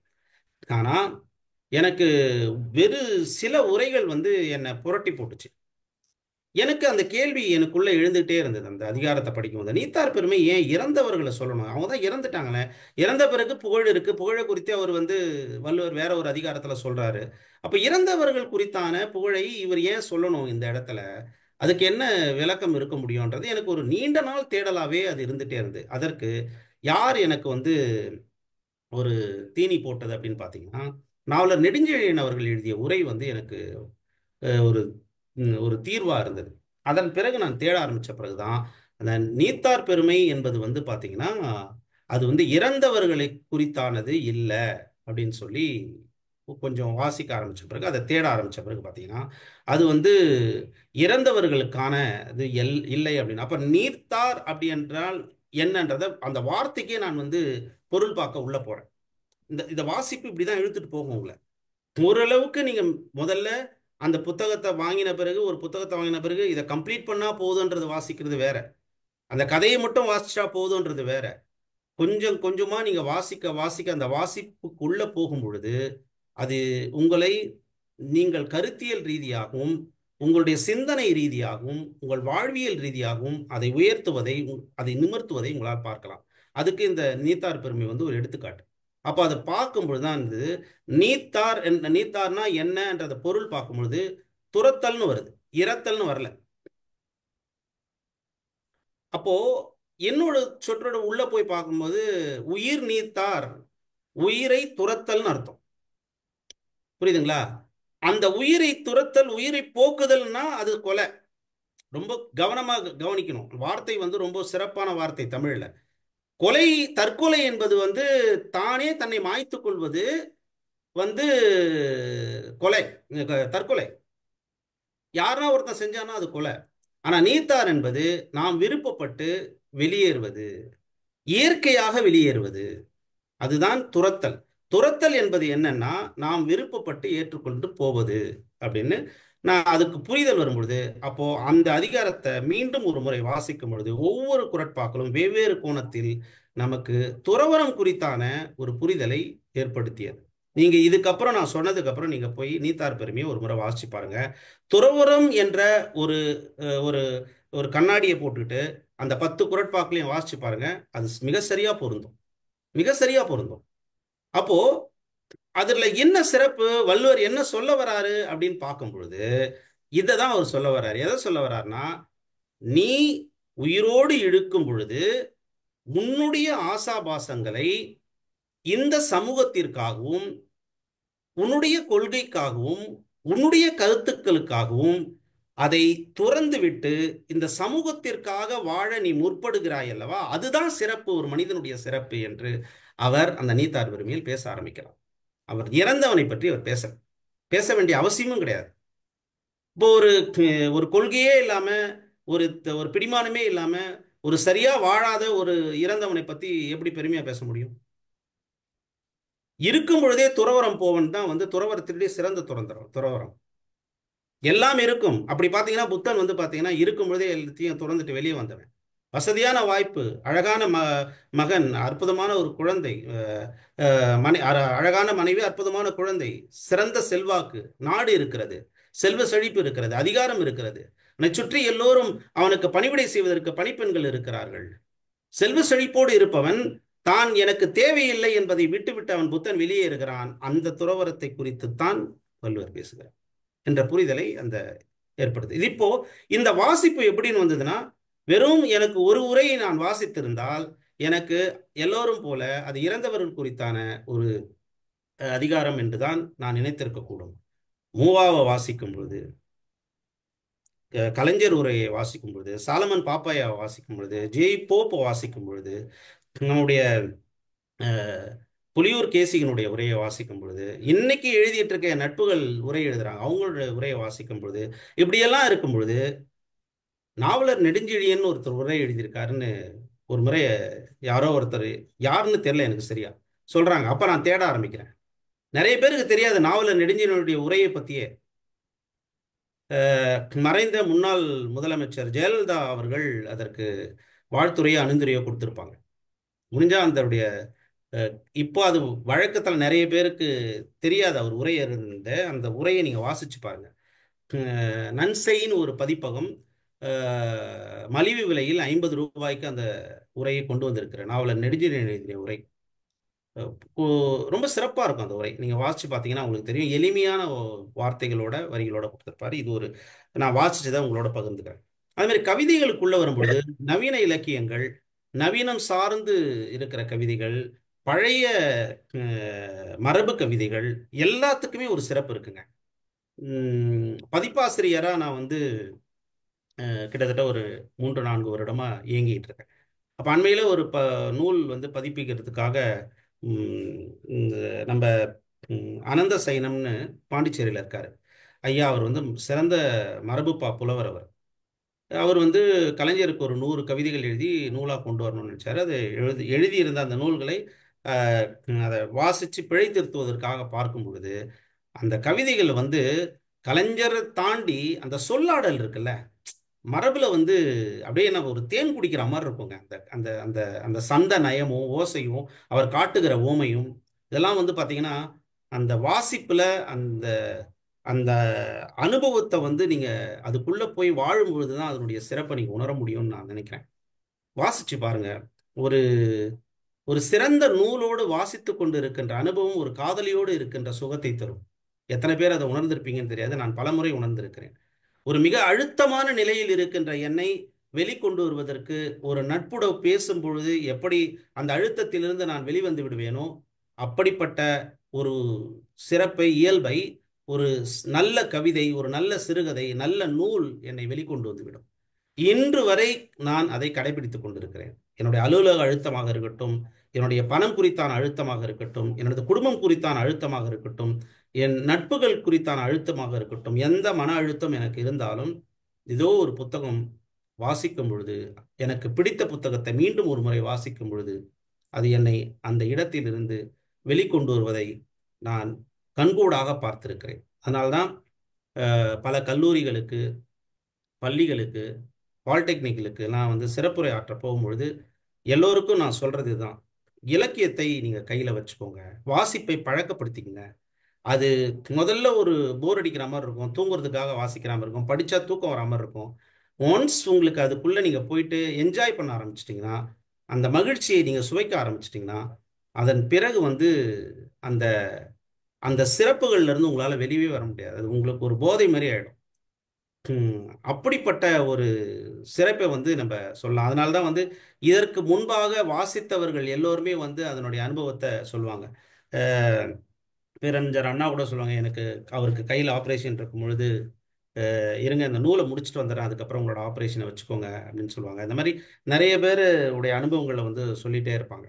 அந்த நூல் என்பது வந்து பார்த்தீங்கன்னா ஒரு ஒரு ஒரு ஒரு வாழ்வியலுடைய அவனுடைய அந்த சிந்தனை என்பது அது 1 வருட உழைப்பா இருக்கலாம், 1 மாத உழைப்பா இருக்கலாம், இல்லை அவனோட ஆயுள் உழைப்பா இருக்கலாம். அந்த அந்த வாசிப்பினுடைய சாராம்சம் வந்து அந்த எழுத்தாளனுடைய அந்த அனுபவத்தை தான் சுருக்கி பிழிந்து சாறு எடுத்து உங்களுக்கு தரான். அப்போ அது வந்து உங்களுக்கு கண்டிப்பா வந்து உங்களுக்கு பயனுள்ளதா இருக்கும். நம்ம வந்து ஒரு வாழ்க்கையை ஒரு மாதிரி புரிஞ்சிருப்போம். சில நேரங்கள்ல அந்த புத்தகம் வந்து உங்களை வேற மாதிரியான ஒரு தளத்திற்கு உங்களை கொண்டு போகும். எம்.எஸ். உதயமூர்த்தி எழுதின எண்ணங்கள் புத்தகங்கள் வாசிச்சிருக்கீங்களான்னு தெரியல, வாசிச்சு பாருங்க. ரொம்ப சிம்பிளான சின்னோண்டு குட்டியோண்டு புத்தகம் தான். நிறைய முறை நான் வாசிச்சிருக்கேன். அந்த புத்தகங்கள் வந்து தன்னூக்க புத்தகங்கள்ல இன்னைக்கு நிறைய தில், அதுக்கப்புறம் வந்து ஷிவ் சர்மா அப்படின்லாம், அதுக்கப்புறம் வந்து ராபின் சர்மான்லாம் எழுதிட்டு இருக்காங்க. இந்த இந்த புத்தகங்களுக்கெல்லாம் முன்னாடி நான் சிறு வயதில் வாசித்த எம்.எஸ். உதயமூர்த்தியோட எண்ணங்கள் புத்தகங்கள் வந்து என்னால் மறக்கவே முடியாது. ரொம்ப சிம்பிளா அப்படியே அழகா அந்த எண்ணங்களை நம்ம வந்து எப்படி நம்ம வச்சுக்கணுன்றத ரொம்ப இயல்பா சொல்லிட்டு போயிருப்பார். இந்த மாதிரியான இந்த வாசிப்பு இருக்கு இல்லையா, இந்த வாசிப்புகள் வந்து உங்களை செழுமைப்படுத்திக்கிட்டே இருக்கும். ஒரு வாசிப்புல வந்து சூழலியல் சார்ந்த ஒரு வாசிப்பு. ஒரு வீட்டில் இருக்க ஒரு பெண்மணி வந்து ஒரு கட்டுரை எழுதியிருக்காங்க ஒரு நூல்ல. அது எந்த நூல்லன்னு எனக்கு தெரியாது, ஆனா அந்த சம்பவம் எனக்கு நினைவில் இருக்கு. அதை சொன்ன சம்பவம், பால் பாக்கெட் கட் பண்றீங்கல்ல, அந்த பால் பாக்கெட் கட் பண்ற அந்த நுனி இருக்குல்ல, அந்த நுனியில இருக்க அந்த பிளாஸ்டிக்கை அவங்க வந்து 25 வருடமா சேகரித்து வைக்கிறாங்க. எப்படி சேகரித்து வைக்கிறாங்க அப்படின்னா, பிளாஸ்டிக் பாட்டில்ல அதை கட் பண்ணும்போது அந்த நுனியை எடுத்து எடுத்து அது உள்ள போட்டுருவாங்க. இப்படியே அவங்க சேகரித்து வச்ச 25 வருடம் வந்து பார்த்தீங்கன்னா, கிட்டத்தட்ட ஒரு 70-80 பாட்டில்களுக்குள்ள வந்து அந்த அந்த நுனி மட்டும் பிளாஸ்டிக் சேர்ந்துருக்கு. இப்போ அவங்க அந்த கட்டுரையை முடிக்கும் போது சொல்றாங்க, இந்த நுனியை நான் விட்டிருந்தேன்னா இந்த 20 வருடம் என்னுடைய இந்த பூமியை, இந்த நுனி கட் அந்த கத்தரிக்கப்பட்ட அந்த அந்த நெகிழியினுடைய கழிவு ஏதோ ஒரு மூலையில் இந்த பூமியை அது பாதித்து கொண்டிருக்கும். அப்படி அப்படின்னு அவங்க சொல்லி அதை முடிக்கிறாங்க. ஒரு சாதாரண வீட்டில் இருக்க ஒரு பெண்மணியோட இந்த சிந்தனை இது. இப்ப இதை வந்து ஒவ்வொரு முறையும் நான் பால் பாக்கெட் கட் பண்ணும் பொழுதும் அதை வாசிச்ச பிறகு என் மனைவி கிட்ட சொல்லுவேன், இங்க பார், இதை அவங்க சொல்லியிருக்காங்க. ஒன்று, அந்த பாலை மொத்தமாக ஊத்திட்டினா அதுக்குள்ளேயே போட்டுரு. அப்படி இல்லைன்னா அதை வேற எங்கன்னா ஒரு கவர்ல போட வை, அதை வெளியே கீழே தூக்கி போடாத, இல்லை அதை வந்து பயோவேஸ்டோட போடாத அப்படின்ற ஒரு புரிதலை ஏற்படுத்தும். என்னுடைய கதையமறை வந்து எங்களுடைய பயிற்சி வகுப்புகளில் நாங்கள் வந்து ஒரு பன்னாட்டு நிறுவனத்தில் வேலை செய்யும் பொழுது எங்களுக்கு சொல்லிக் கொடுப்பாங்க. அப்போ ஒருத்தர் மேற்கோள் காட்டுறாரு. எனக்கு வகுப்பெடுக்கிற ஒரு வெளிநாட்டுல இருந்து வந்த ஒரு நண்பர் வந்து, என்னோட அலுவலக நண்பர் வந்து மேற்கோள் காட்டுறாரு. நான் ஒரு புத்தகத்துல படிச்சேன், உங்களுடைய தண்ணி குடிச்சிட்டு வைக்கிறீங்கல்ல பாட்டில், அந்த பாட்டில்ல நான் பார்த்தேன், நேத்து வந்து குடிச்சிட்டு இருந்த ஒரு பாட்டில் எடுத்து அவர் என்ன பண்ணாரு, எல்லாம் முடிச்சு போயிட்டோம். இதுதான் அந்த ஸ்டோரி. நாங்கள் 3 நாள் ப்ரோக்ராம் அது. முதல் நாள் அந்த நிகழ்வு முடிஞ்சிட்டதுக்கு அப்புறம் அவர் என்ன பண்ணாரு, எல்லார் டேபிள் மேல இருந்த வாட்டர் பாட்டிலையும் கலெக்ட் பண்ணி எடுத்து வந்து ஒரு இடத்துல வச்சுட்டு அவர் போயிட்டார். அடுத்த நாள் காலைல வந்து பார்த்தா அது வேற, அந்த இடத்துல ஒரு இன்ஸ்ட்ரக்ஷன் பண்ணி ஒரு டேப் ஒட்டிட்டு போயிட்டார். Don't throw this bottle in the dustbin while cleaning இந்த மார்னிங் அப்படின்னு சொல்லி எழுதிட்டு போயிட்டார். எங்களுக்கு யாருக்கும் ஒன்றும் புரியல அது என்னத்துக்காக அவர் எழுதினால. காலைல வந்து பார்த்தா அப்படி எழுதி இருந்தது. நாங்கள் பேசாம தான் ஒரு செஷன் ஸ்டார்ட் பண்ணிட்டார். ஸ்டார்ட் பண்ணிட்ட பிறகு அந்த பாட்டில்லாம் எடுத்து வந்து டிஸ்பிளேல வச்சார். கூடுமான வரை அதில் வந்து என்ன பண்ணாரு, அவங்கவுங்கள ஷார்ட் நேமில் கூப்பிடுவாங்க நிறுவனங்களில். இப்போ என்னெல்லாம் கேவிஎஸ்ன்னு கூப்பிடுவாங்க. அந்த அந்த பாட்டில் மேலே எழுதியிருந்தார். எல்லாத்தையும் டிஸ்பிளேல வச்சார். வச்சுட்டு சொன்னார், இது வந்து இவரோட பாட்டில், இது இவரோட பாட்டில், இவரோட பாட்டில். இந்த பாட்டிலில் பாருங்க எவ்வளோ தண்ணி இருக்கு அப்படின்னு சொன்னார். சொல்லிட்டு அவர் சொன்னார், இந்த இதை வந்து நான் இந்த புக்கில் இருந்து நான் வாசித்தேன். அவர் இதை வந்து ஒரு கான்செப்சுவலாக வந்து அதை எக்ஸ்பிளைன் பண்ணார். இப்போ இப்போ பாபு சசிதரனுடைய பாட்டில்ல பாருங்களேன், ஒரு கால்வாசி தண்ணி அப்படியே இருக்கு. இந்த தண்ணி என்ன பண்ணும், நாளைக்கு குப்பைக்கு போயிடும். ஆனா இந்த தண்ணி உங்களுக்கு வேணும்னு நினைக்கும் போது அந்த தண்ணி எங்கிருந்து வருதுன்னு உங்களுக்கு தெரியுமா? அந்த தண்ணியை நீங்க வேணும்னா கிட்டத்தட்ட ஒரு 350-500 அடி ஆழத்தில் போய் நீங்க குடிக்கிறதுக்கான தண்ணி எடுத்துட்டு வரணும். உலகத்துல குடிக்கிறதுக்கான தண்ணி 0.2% தான் இருக்கு. கடல் முழுவதும் தண்ணி இருந்தாலும் அந்த தண்ணி உங்களால குடிக்க முடியாது. இப்படிப்பட்ட தண்ணியை நீங்க வந்து வேஸ்ட் பண்ணிட்டு போறீங்க. இன்னையில இருந்து த லெசன்ஸ் லேர்ன்ட் என்னன்னா, இனி பாட்டில்ல தண்ணி நீங்க குடிச்சீங்கன்னா அந்த தண்ணியை முழுமையா குடிங்க, மீதி இருந்தா கையோட எடுத்துட்டு போங்க. அது முடிகிற வெள்ளையும் குடித்து விட்டு தூக்கி போடுங்க, பாதியா போடாதீங்க. இதான் மெசேஜ், அந்த புக்கில் கொடுக்குற மெசேஜ். அந்த மெசேஜ் அந்த புக்கில் கொடுக்குறது, அந்த மெசேஜ் அவர் எனக்கு ஃபார்வர்ட் பண்ணதை இப்போ நான் உங்களுக்கு கன்வே பண்ணிட்டு இருக்கேன்.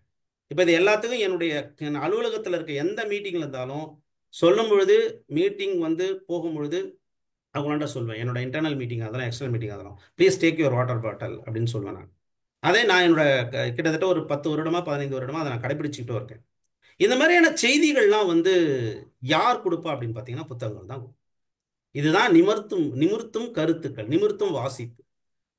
இந்த புத்தகம் வந்து யாரோ வாசித்து நமக்கு கொடுக்கிற செய்தியாக இருக்கலாம், அல்லது நாமே வாசித்து புரிந்து கொண்ட செய்தியாக இருக்கலாம். வாசிப்பு புத்தகத்தை மட்டும்தான் வாசிக்கணுன்ற அவசியம் கிடையாது. மனிதர்களை வாசிப்பது, அந்த மனிதர்களை வாசிப்பதற்கு கூட புத்தகங்கள் தான் உதவியா இருக்கும். புத்தகங்கள் தான் உதவியா இருக்கும். இல்ல அவங்க வாசிச்சதை நமக்கு சொல்லும் பொழுது அந்த வாசிப்பின் மூலமாக பேரா வாசிப்பு உங்களுக்கு கிடைக்கும். பேரா ரீடிங். அவங்கள வந்து அவங்க டைரக்டா நம்ம அந்த புத்தகத்தை வாசிச்சிருக்க மாட்டோம். இன்னொரு மூலியமா அந்த வாசிச்ச அந்த அனுபவத்தை நாம் பெற்றுக்கொள்வது. இப்படி வாசிப்புக்குள்ளாக நிறைய செய்திகள் நிறைய இருக்கு. இந்த மாதிரி வந்து பாத்தீங்கன்னா வெவ்வேறு விதமான வாசிப்பு. ஒரு புத்தக கண்காட்சியில ஸ்டாலின் ராஜாங்கமா இல்லை, ஸ்டாலின் ராஜாங்கமா இல்லை, ஈரோடுல இருக்காரு. அவர் ஃபுல் நேம் டக்குன்னு ஞாபகத்து வரல. அவர் வந்து ஒரு சொல்றாரு, பேசிட்டு இருக்கும்பொழுது ஒரு புத்தகத்தை பத்தி சொல்றாரு. ஸ்டாலின் குணசேகரன். ஸ்டாலின் குணசேகரன். ஸ்டாலின் குணசேகரன் நெருங்கிய நண்பர் தான். நானும் அவரும் கூட சேலத்துல ஒரு 3 மாதத்திற்கு முன்பாக ஒரு மேடையில பேசணும். ஸ்டாலின் குணசேகரன் சொல்லும்போது சொன்னாரு, எத்தனை பேர் வந்து யுவாங்ஸ்வாங் பயண கட்டுரை வாசிச்சிருக்கீங்க அப்படின்னாரு. ஆனால் அது புதுசா இருக்கு. யுவாங்ஸ்வாங்க தெரியும், யுவாங்ஸ்வாங் பாக்கியான்னு 2 பயணிங்க, சீன பயணிங்க வந்தானுங்க அப்படின்னு நம்ம படிச்சிருக்கோம். வாசிச்சிருக்கீங்கன்ன உடனே நமக்கான ஒரு வெளியே அவர் உருவாக்கி கொடுத்துறாரு. எங்க இருந்தாலும் தேடி கண்டுபிடுறான் அந்த புத்தகத்தை அப்படின்னு சொல்லி வாங்கி வாசிச்ச பிறகு அந்த பிரமிப்பினுடைய உச்சம் அது. ஒரு பயணி அவன் அவன் எப்படி எப்படி வரான்றதை உங்களுக்கு சொல்றேன். நேரம் கடந்து கொண்டே இருக்கிறது. இன்னும் 10 நிமிடங்களில் நான் என்னுடைய உரையை முடித்துக் கொள்கிறேன். ஏன்னா 45 நிமிடங்கள் ஒதுக்கப்பட்டிருக்கு. அப்போ அவனை வந்து ஃபர்ஸ்ட் அவன் வந்து ஒரு 14-15 வயசுல இந்தியாவுக்கு போகணும்னு முடிவு பண்றான். வாங்ஸ்வாங் அந்த இந்தியாவுக்கு போகணும்னு முடிவு பண்ண பிறகு அந்த நாட்டுல வந்து உள்நாட்டு பிரச்சனைகள் இருக்கு. இவன் போய் மன்னர்கிட்ட போய், அவங்க இருக்கிற உள்நாட்டு மன்னர்கிட்ட போய் மனு கொடுக்குறான். இந்த மாதிரி நான் போகணும், நீ வந்து எனக்கு வந்து அனுமதி கொடு. அவன் சொல்றான், நீ இப்ப போக முடியாது, போர் வரப்பொழுது, நீ போகக்கூடாது அப்படின்னு. அப்படி சொன்னதுக்கு அப்புறம் ஆனா அவனுக்கு வந்து எப்படியாவது இந்தியாவுக்கு போய் ஆகணுன்ற அவனுக்கு ஒரு வெறி. அதுக்கப்புறம் அவன் வந்து 3 முறை அட்டெம்ப்ட் எடுக்கிறான். அந்த 3 முறையும் அட்டெம்ப்ட் அவனை பிடிச்சிடுறாங்க, போகக்கூடாதுன்னு போட்டு சொல்லிடுறாங்க. அவன் வந்து கொஞ்சம் செல்வ செழிப்பாக ஒரு கிட்டத்தட்ட ஒரு நல்ல ஜமீன்தாருடைய பையனாக இருக்கிறதுனால அவனை ஜெயிலெலாம் போடலை. ஆனால் சொல்லிடுறாங்க, இதுக்கப்புறம் நீ இது மாதிரி தப்பு பண்ணக்கூடாது, வெளியே போகணும்னு பயணிக்கணும்னு முடிவு பண்ணக்கூடாது. ஏன்னா இது எப்போ, கிட்டத்தட்ட ஒரு 800-1000 வருடங்களுக்கு முன்னாடி. இப்பத்தி கிடையாது. இப்போ இருக்கிற மாதிரி ஒய்ஃபை, இன்டர்நெட்டு, ஃபோனு, ஃப்ளைட்டு எதுவும் கிடையாது. அதுவும் சீனாலேருந்து இந்தியாவுக்கு வரணும். காடு, மலை, ஆறு, பள்ளத்தாக்கு எல்லாத்தையும் தாண்டி வரணும். அதுக்கப்புறம் என்ன பண்ணுறான், இரவுகளில் பயணிக்க ஆரம்பிக்கிறான். அதற்கு சில நண்பர்கள் அவனுக்கு உதவி செய்கிறான். தப்பிச்சு தப்பிச்சு தப்பிச்சு தப்பிச்சு தப்பிச்சு தப்பிச்சு இந்தியாவுக்கு வரான். என்னடா பண்ண போறான்னு பார்த்தா, அவன் பனாரஸ்ல இருக்கிற நாலந்தா பல்கலைக்கழகத்தை பார்க்கணுன்றது அவனோட ஆசை. அப்படி வரும் பொழுது காஞ்சிபுரத்துக்கு வந்து பார்க்கணும். அங்க போன பிறகு காஞ்சிபுரத்தை பத்தி வியப்பா சொல்றாங்க. சவுத்ல காஞ்சிபுரத்தை போய் பாடுறாங்க. நாலந்தாவுக்கு ஈக்குவலா அங்க மிகப்பெரிய ஒரு கல்விக்கூடம் இருக்கு. அது பல்லவர்கள் உருவாக்கின மிகப்பெரிய கல்வி பொக்கிஷம் அப்படின்னு சொல்றாங்க. இதெல்லாம் விட சிறப்பு, நான் சுருக்கமா முடிச்சிடறேன், இதெல்லாம் விட சிறப்பு என்ன தெரியுங்களா, இந்த நாட்டை வந்து இந்திய நாடு வந்து பல மன்னர்களால் ஆட்சி செய்யப்பட்டிருக்கு. முகலாயர்கள் ஆட்சி செய்திருக்கிறார்கள். முகலாயர்கள் ஆட்சி செய்யும் பொழுதெல்லாம் இங்க இருக்கிற வைர வைடூரிய பொக்கிஷங்களை, பொன் பொருள், தங்கங்களை எடுத்துன்னு போயிருக்காங்க. ஆனா யுவாங்ஸ்வாங் இங்க வந்து 14 வயசுல வந்து அவன் திரும்பி போகும்போது கிட்டத்தட்ட 40க்கு மேல ஆயிடுச்சு அவன் வயசு. தன் பயணத்திலேயே அவன் இருந்திருக்கான். பேர்பாதியான தன்னுடைய வாழ்க்கையை அவன் வந்து இந்தியாவில் வந்து செலவழிச்சிருக்கான். போகும்போது என்ன பண்ண தெரியுங்களா, ஒரு 5 குதிரையில வெறும் புத்தகங்கள் எடுத்துட்டு போனாங்க. குதிரையில கட்டி எவ்வளவு தன்னால சுமக்க முடியுமோ அவ்வளோ சுமையா புத்தகத்தை கட்டி இழுத்து அந்த குதிரையோட கூட்டிட்டு போறான். அவன் திரும்பி போகும்போது 3 குதிரை தான் இருக்கு. அவன் எத்தனை குதிரை எடுத்துட்டு போனான்றது சரியா பதிவு பண்ணல. இந்த தொகுப்பை அவன் குறிப்புகள்ல எழுதின்னு வரான். அந்த குறிப்பை பிரிட்டிஷ்காரன் என்ன பண்றான், ஆங்கிலத்துல மொழிபெயர்த்து நூலா போடுறான். அந்த ஆங்கில மொழிபெயர்ப்பு தமிழ்ல மொழிபெயர்க்கப்பட்டு இந்த 2 வால்யூமா புக் இருக்கு. வாசிச்சு பாருங்க, என்ன அற்புதம். அந்த அந்த அந்த யுவாங்ஸ்வாங் அவனுடைய நாட்டுக்கு உள்ள போகும்பொழுது அந்த 3 குதிரைகளோடு கட்டப்பட்ட அந்த புத்தகங்கள் 2 பக்கங்களும் சரிய சரிய அவன் உள்ளே அந்த நாட்டிற்கு போகும் பொழுது 20 வருடங்கள் கழித்து இருக்கின்ற அந்த மன்னன் அவனை எப்படி வரவேற்கிறான் தெரியுங்களா? தன்னுடைய ஆருயிர் நண்பன் இன்னொரு தேசத்துடைய மன்னனை, நண்பனாக இருக்கின்ற ஒரு மன்னனை எப்படி வரவேற்பானோ அப்படி ஆற தழுவி அவனை வரவேற்று அந்த புத்தகங்களை எல்லாம் பொக்கிஷமாக எடுத்துக்கொண்டான் எழுதுறாங்க. இந்த தகவலை எப்படி கொடுக்கும்? தான் கொடுக்கும். சேப்பியன்ஸ்னு ஒரு புக்கு நவல் ஹாரி எழுதுனது எனக்கு ரொம்ப பிடிச்ச புத்தகம். நிறைய முறை வாசிச்சிருக்கேன், நிறைய மேடைகளில் பேசியிருக்கேன். ஆனா அதுக்கு முன்னோடியா ஒரு புத்தகம் நம்ம ஊர்லயே இருந்தது. அது யாரான்னு கேட்டீங்கன்னா வால்காட்டு கங்கா, ராகுல சாகித்யன் எழுதுனது. அதே ராகுல சாகித்யன் புத்தன் குறித்த வாழ்க்கை வரலாறு சின்ன புத்தகமா எழுதியிருப்பார். அதனுடைய மொழிபெயர்ப்பு இருக்கு, வாசிச்சு பாருங்க. அதே மாதிரி இப்ப அண்மையில ஒரு பழைய புத்தக கடையில ஒரு புத்தகம் கிடைச்சதுங்க. இந்தியாவில் இருக்கின்ற வெறும் தத்துவங்களை, இந்திய தத்துவங்கள் ஒரு பார்வைன்னு ஒரு புத்தகம். நீலன்னு ஒரு பேரு, யாருன்னா தெரியாது, சைதாப்பேட்டன் போட்டிருக்க ஒரு ஊரு. வாசிச்சு பார்த்தா பிரமிச்சு போயிட்டேன். அந்த இந்தியாவோட தத்துவத்தை என்னுடைய செல்ஃப்ல மேலேயே வச்சிருக்கேன். அவர் யாருன்னு கூட தெரியாது. அப்படிப்பட்ட ஒரு சிறப்பான அழகா ஒரு எளிய நடையில மிக தெளிவான சிந்தனையோட அந்த தத்துவங்களை எல்லாத்தையும் கொடுத்துருக்காரு. ஆசிகம்னா என்ன, துவைதம்னா என்ன, அத்வைதம்னா என்ன, எல்லாவற்றையும் ரொம்ப சிறப்பாக கொடுத்துருக்காரு. எனக்கு சின்ன வயசுல இருந்து என்னோட பொருளாதார சூழலுக்கு நான் 5 நிமிடம் இருக்கு. என்னன்னா கையில காசு இருக்காது. விருந்தாளிங்க யாருன்னா வந்தாங்கன்னா ஒரு 5 பைசா 10 பைசா சின்ன வயசுல கொடுப்பாங்க, 80களில் 90களில். அப்புறம் ஒரு 50 பைசா ₹1 கொடுப்பாங்க. இல்லை நேரம் எங்கள் அப்பா திட்டுவார், இருக்க பையில பசங்க எல்லாம் காசு கொடுக்கூடாது, கெட்ட பழக்கம் அப்படின்னுவாரு. அப்படியே கொடுத்தாங்கன்னா உண்டியில போடுவேன். அதில் எதனா இருந்ததுன்னா, சாக்லேட்டு இந்த தின்பண்டம் வாங்குறது, எனக்கு தின்பண்டம் சாப்பிட்றது அப்பத்துலேருந்தே பழக்கம் கிடையாது. நான் என்ன பண்ணுவேன், இந்த போய் புக்கு வாங்கிட்டு வருவேன். இந்த காமிக்ஸ் எல்லாம் எங்கள் அப்பா வாங்கி தர மாட்டார். வாங்கி கொடுத்தாருன்னா கூட கல்கண்டு முத்தாரம் வாங்கி கொடுப்பாரு, காமிக்ஸ் வாங்கி தர மாட்டார்.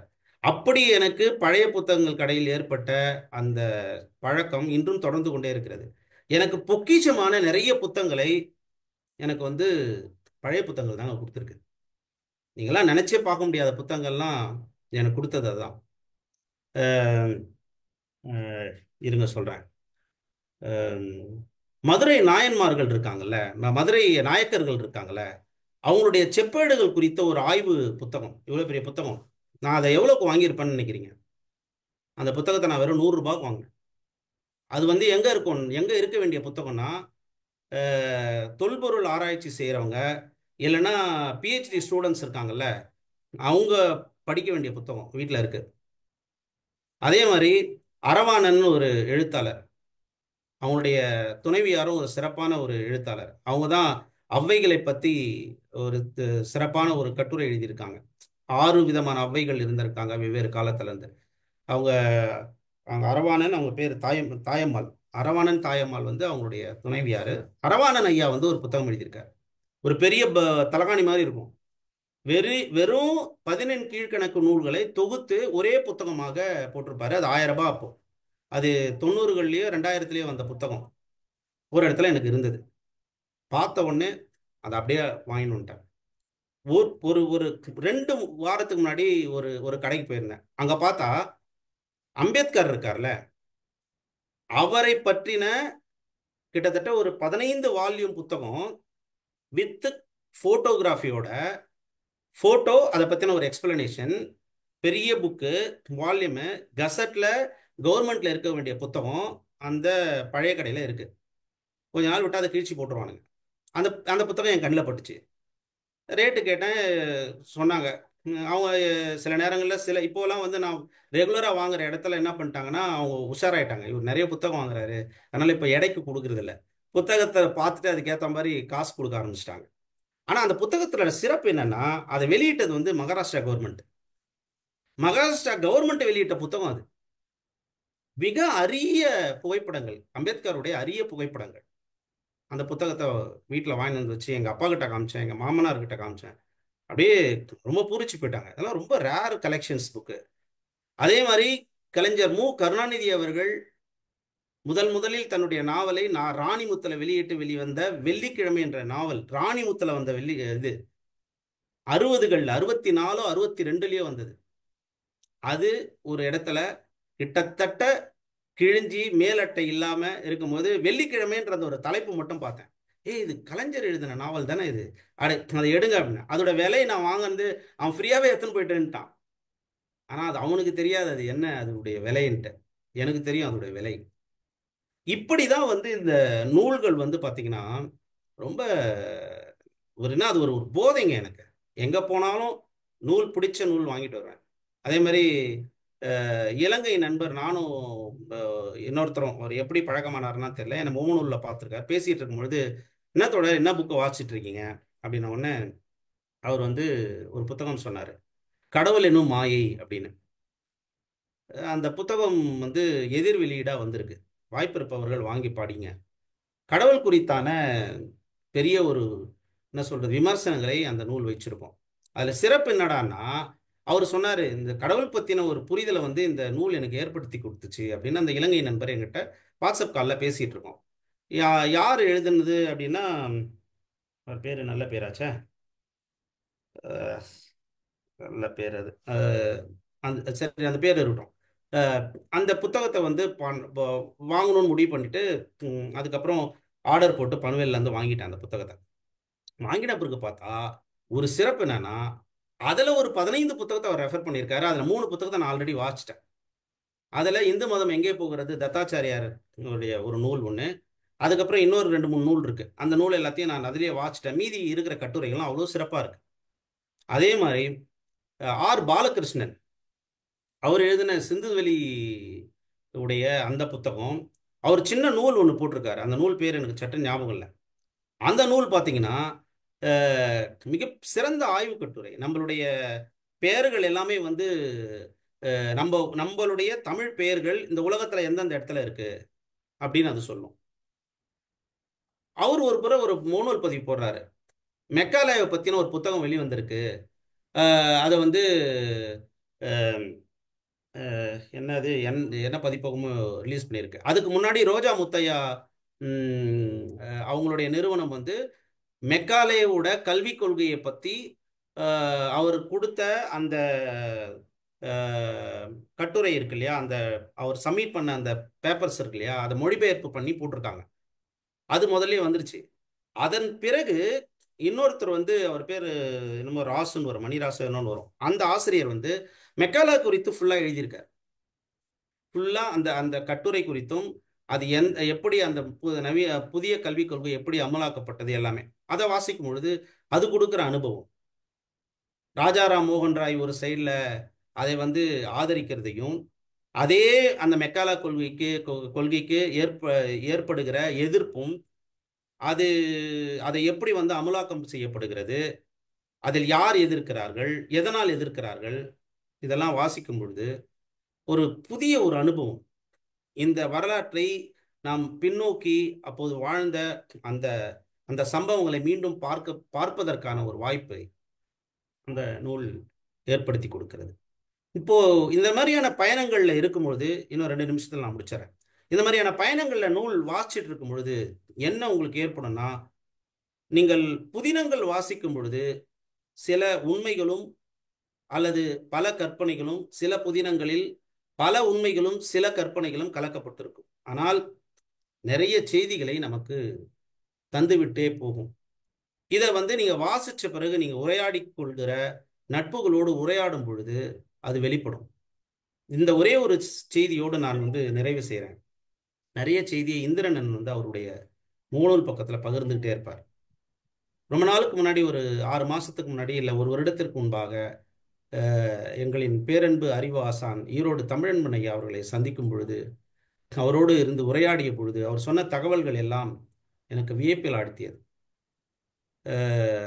வாஸ்கோட காமா இந்தியாவுக்கு பயணப்பட்டான்ல, அவன் பயணப்படும் பொழுது அவனுடைய அந்த கப்பல்ல வந்து ஒரு தமிழன் இருந்திருக்கான் அப்படின்னு வந்து அவர் ஒரு கருத்தை அவர் நூலில் வாசிச்சதை கூட பதிவு செஞ்சார். அதே மாதிரி கிளியோபட்ரா இருந்தால எகிப்துல, அவளுடைய அமைச்சரவையில தமிழன் ஒருத்தன் இருந்தான் அப்படின்னு ஒரு தகவலை பதிவு பண்ணார். இதெல்லாம் அவர் ஒரு நாவல்ல வாசிச்சிருக்காரு. இப்படி நிறைய தகவல்களை நமக்கு தந்து கொண்டே போகும் ஒவ்வொரு புத்தகமும் ஒவ்வொரு பொக்கிஷம். இதையெல்லாம் விட சிறப்பு என்னவென்றால், அவரேதான் சொன்னார், அவரோ அல்லது வேற ஏதோ ஒரு நண்பர் ஒருவர் சொன்னார், வாழ்நாளில் இந்த உலகத்தில் நிறைய புத்தகங்கள் இருக்கின்றன, எந்த புத்தகத்தை வாசிக்க வேண்டும், எந்த சிந்தனையை அது உனக்கு கொடுக்க வேண்டும் என்கின்ற புரிதலோடு தேர்ந்தெடுத்து வாசிக்க தொடங்கு தொடங்குங்கள் என்று எனக்கு அந்த நண்பர் எனக்கு அறிவுறுத்தினார். அதன்படியே தேர்வு செய்யப்பட்ட நூல்களை வாசித்துக் கொண்டிருக்கிறேன். அப்படிப்பட்ட வாசிப்பு என்னை தினம் தினம் நிமிர்த்தி கொண்டே இருக்கிறது, உயர்த்தி கொண்டே இருக்கிறது. இந்த என்னுடைய அனுபவத்தை, வாசிப்பு குறித்தான அனுபவத்தை பகிர்ந்து கொள்வதற்கு ஒரு தளமமைத்து தந்த மைண்ட் யுவர் மைண்ட் என்ற இந்த அமைப்பிற்கும் அதனுடைய நிறுவன தலைவர் ஸ்டீஃபன் தோழர் அவர்களுக்கும், இதுகாரும் இந்த உரையை மிக பொறுமையாக கேட்டுக்கொண்டிருக்கின்ற என் அன்பு தோழமைகள் அனைவருக்கும் நன்றி பாராட்டி இடம் சாருகிறேன். நன்றி, வணக்கம். உங்களுக்கு கேள்விகள் ஏதாவது இருந்தாலும் அது குறித்து உரையாடலாம். அது குறித்து உங்களுக்கு பதில் சொல்லவும் நான் காத்திருக்கிறேன். நன்றி, வணக்கம். அருமை. எல்லாரும் கைத்தட்டலாம். மகிழ்ச்சி. ஒரு நல்ல உரை கொடுத்தீங்க, உங்களோட அனுபவங்கள் கொடுத்தீங்க. எப்படி வாசிக்கணும், யாராக இருந்து வாசிக்கிறோம், வாசிக்கும் போது எதற்காக வாசிக்கிறோம் அப்படின்ற விஷயத்தெல்லாம் சொன்னீங்க. அப்புறம் மாடு போல வாசிக்கணும் அப்படின்னு சொன்னீங்க. விரைந்து பேசுதுங்க, விரைந்து ஒரு முறை வாசிச்சுட்டு அதை வாசிச்சு வசப்படுறது அப்படின்றது. இப்படி வாசிக்கும் போது பல நூல்களை பற்றியும் சொல்லிட்டு வந்தீங்க. ஜடாயு, கீராவோட ஜடாயு, வேல்பாரி, அப்புறம் எண்ணங்கள், அப்புறம் தமிழ் பெயர்கள் ஒரு இது சொன்னீங்க இல்லையா, நம்ம ஆர் பாலகிருஷ்ணன் தமிழ் பெயர்கள் கொடுத்தாரு. தமிழ் பெயர் உலகத்தில் உள்ள தமிழ் பெயர்கள்லாம் ஆராய்ச்சி செஞ்சு மிக அதிகமாக கொடுத்தவர் ஒரிசா பாலு. அவர் தான் அதிகமான பெயர்களை இந்த உலகம் கொடுத்துட்டு நிறைய செய்ய வேண்டியிருந்து அவர் உடம்பு சரியில்லாத அவர் கட்டுரைகளை இன்னொன்னு தொகுத்து போடலைங்க. அவங்க மகனோட பேசினேன். நம்ம தளத்துல ஒரு 4 முறை பேசியிருக்காரு. ஆமா, பேசியிருக்காரு. அவரோட இவரோட நூல்கள் நம்ம ஒரு பண்பாட்டின் பயணம், சிந்துவெளி, ஆமா, பண்பாட்டின் திராவிடம், சிந்துவெளி பண்பாட்டின் திராவிட அடித்தளம்னு ஒண்ணு எழுதியிருக்காரு. ஜேர்னி ஆஃப் சிவிலைசேஷன், இண்டஸ் வேலி, அப்புறம் தமிழ் நெடுஞ்சாலை, சிறகுகள் வானம், இப்படிதான் புத்தகம் எழுதினார் பாலகிருஷ்ணன் சாரு. அதுல ஃபேமஸ் ஆனது ஒரு பண்பாட்டின் பயணம் தான் இப்போதைக்கு. மகிழ்ச்சி. ஒரு சிறந்த உரை கொடுத்தீங்க. ஒவ்வொருத்தருக்கும் ஒவ்வொரு அனுபவங்கள் இருக்கும் வாசிப்புல. பேசுவோம் வாங்க. வணக்கம் சார். வணக்கம் ரவி சார். மிக சிறப்பான உரை. அதாவது உங்க பேசும்போதே ஏகப்பட்ட புக் நேம் சொன்னீங்க. அதுவே ஒரு 70-80 புக் நேம் இருக்குன்னு நினைக்கிறேன். ஆல்மோஸ்ட் என்னால் முடிஞ்ச வரைக்கும் அதை நோட் பண்ணேன். அந்த புஸ்தகம் வாசித்தா நிறைய செய்திகள் கிடைக்கும். ஃபார் எக்ஸாம்பிள் நீங்கள் லாஸ்ட்டாக சொன்ன 3 இதையுமே சொல்லலாம். வாஸ்கோடா காமா, கப்பலில் ஒரு தமிழன், கிளியோபாத்ரா, தமிழ்னு ஒரு அமைச்சர், ஒவ்வொரு புத்தகமும் ஒரு பொக்கிஷன். இந்த மாதிரி நிறைய செய்திகள் புஸ்தகம் வாசிக்கும் போது தான் ரொம்ப அபூர்வமாக கிடைக்கிது. அபூர்வமான செய்திகள் புத்தகம் வாசிக்கும் போது கிடைக்கிது. நம்ம சிந்தனையை மேம்படுத்துது, ஒரு தேடுதலை உருவாக்குது, எப்படி உருவாக்குது அப்படின்லாம் நல்லா விவரிச்சிங்க. ரொம்ப சுவையாக இருந்தது. வாழ்த்துக்கள் சார். தேங்க்யூ. மிக்க மகிழ்ச்சி சார். மிக்க மகிழ்ச்சி சார். நன்றி. நன்றி ரவி சார். நன்றி. வாங்க பிரேமா மேடம் பேசுங்க. இந்த பால் பாக்கெட் ஏற்கனவே வாட்ஸ்அப்பில் நிறைய வந்தது. அதை நாங்கள் இதை வாட்ஸ்அப்பில் ஃபார்வர்ட் பண்ணி அதை ஃபாலோ பண்ணிகிட்டும் இருக்கோம். அதையும் உங்களுக்கு சொல்ல விரும்புகிறேன். தேங்க்யூ. ஓ, மகிழ்ச்சி மகிழ்ச்சி மகிழ்ச்சி மகிழ்ச்சி. புத்தகங்கள் எந்த அளவுக்கு ஒரு மனிதனை செயல்பட வைக்குது, உருவத்தை எப்படி ஒரு நல்ல மனிதனாக ஆக்குகிறது, அதுக்கான ஒரு வழிகள் எல்லாம் நீங்க படித்த புத்தகங்கள்ல உங்களுக்கு கிடைச்ச அனுபவங்களை சிறு வயது முதலே அதை படிச்சது பகிர்ந்தீங்க. இன்னைக்கு எல்லா புத்தகங்களும் நமக்கு பிடித்தாலும் எல்லாத்தையும் நம்ம படிக்க முடியாது. ஒவ்வொருத்தருக்கும் ஒரு ஒரு விருப்பங்கள் இருக்கு. சிலர் அந்த மோட்டிவேஷனல் கிளாஸ் எடுக்கிறவங்க அதுக்கு உரிய அந்த புத்தகங்களை படித்துட்டு போவாங்க. என்டர்டைன்மெண்ட் அப்படி நமக்கு பொழுதுபோக்காக இருக்கணும் அப்படின்னு நினைக்கிறவங்க சீரியஸ் நாவலுக்கு போக மாட்டாங்க. இதை படிச்சுட்டு எல்லாம் அழுதுட்டு எல்லாம் இருக்க முடியாது அப்படின்னு நகைச்சுவை நாவல்கள் அப்படித்தான் போவாங்க.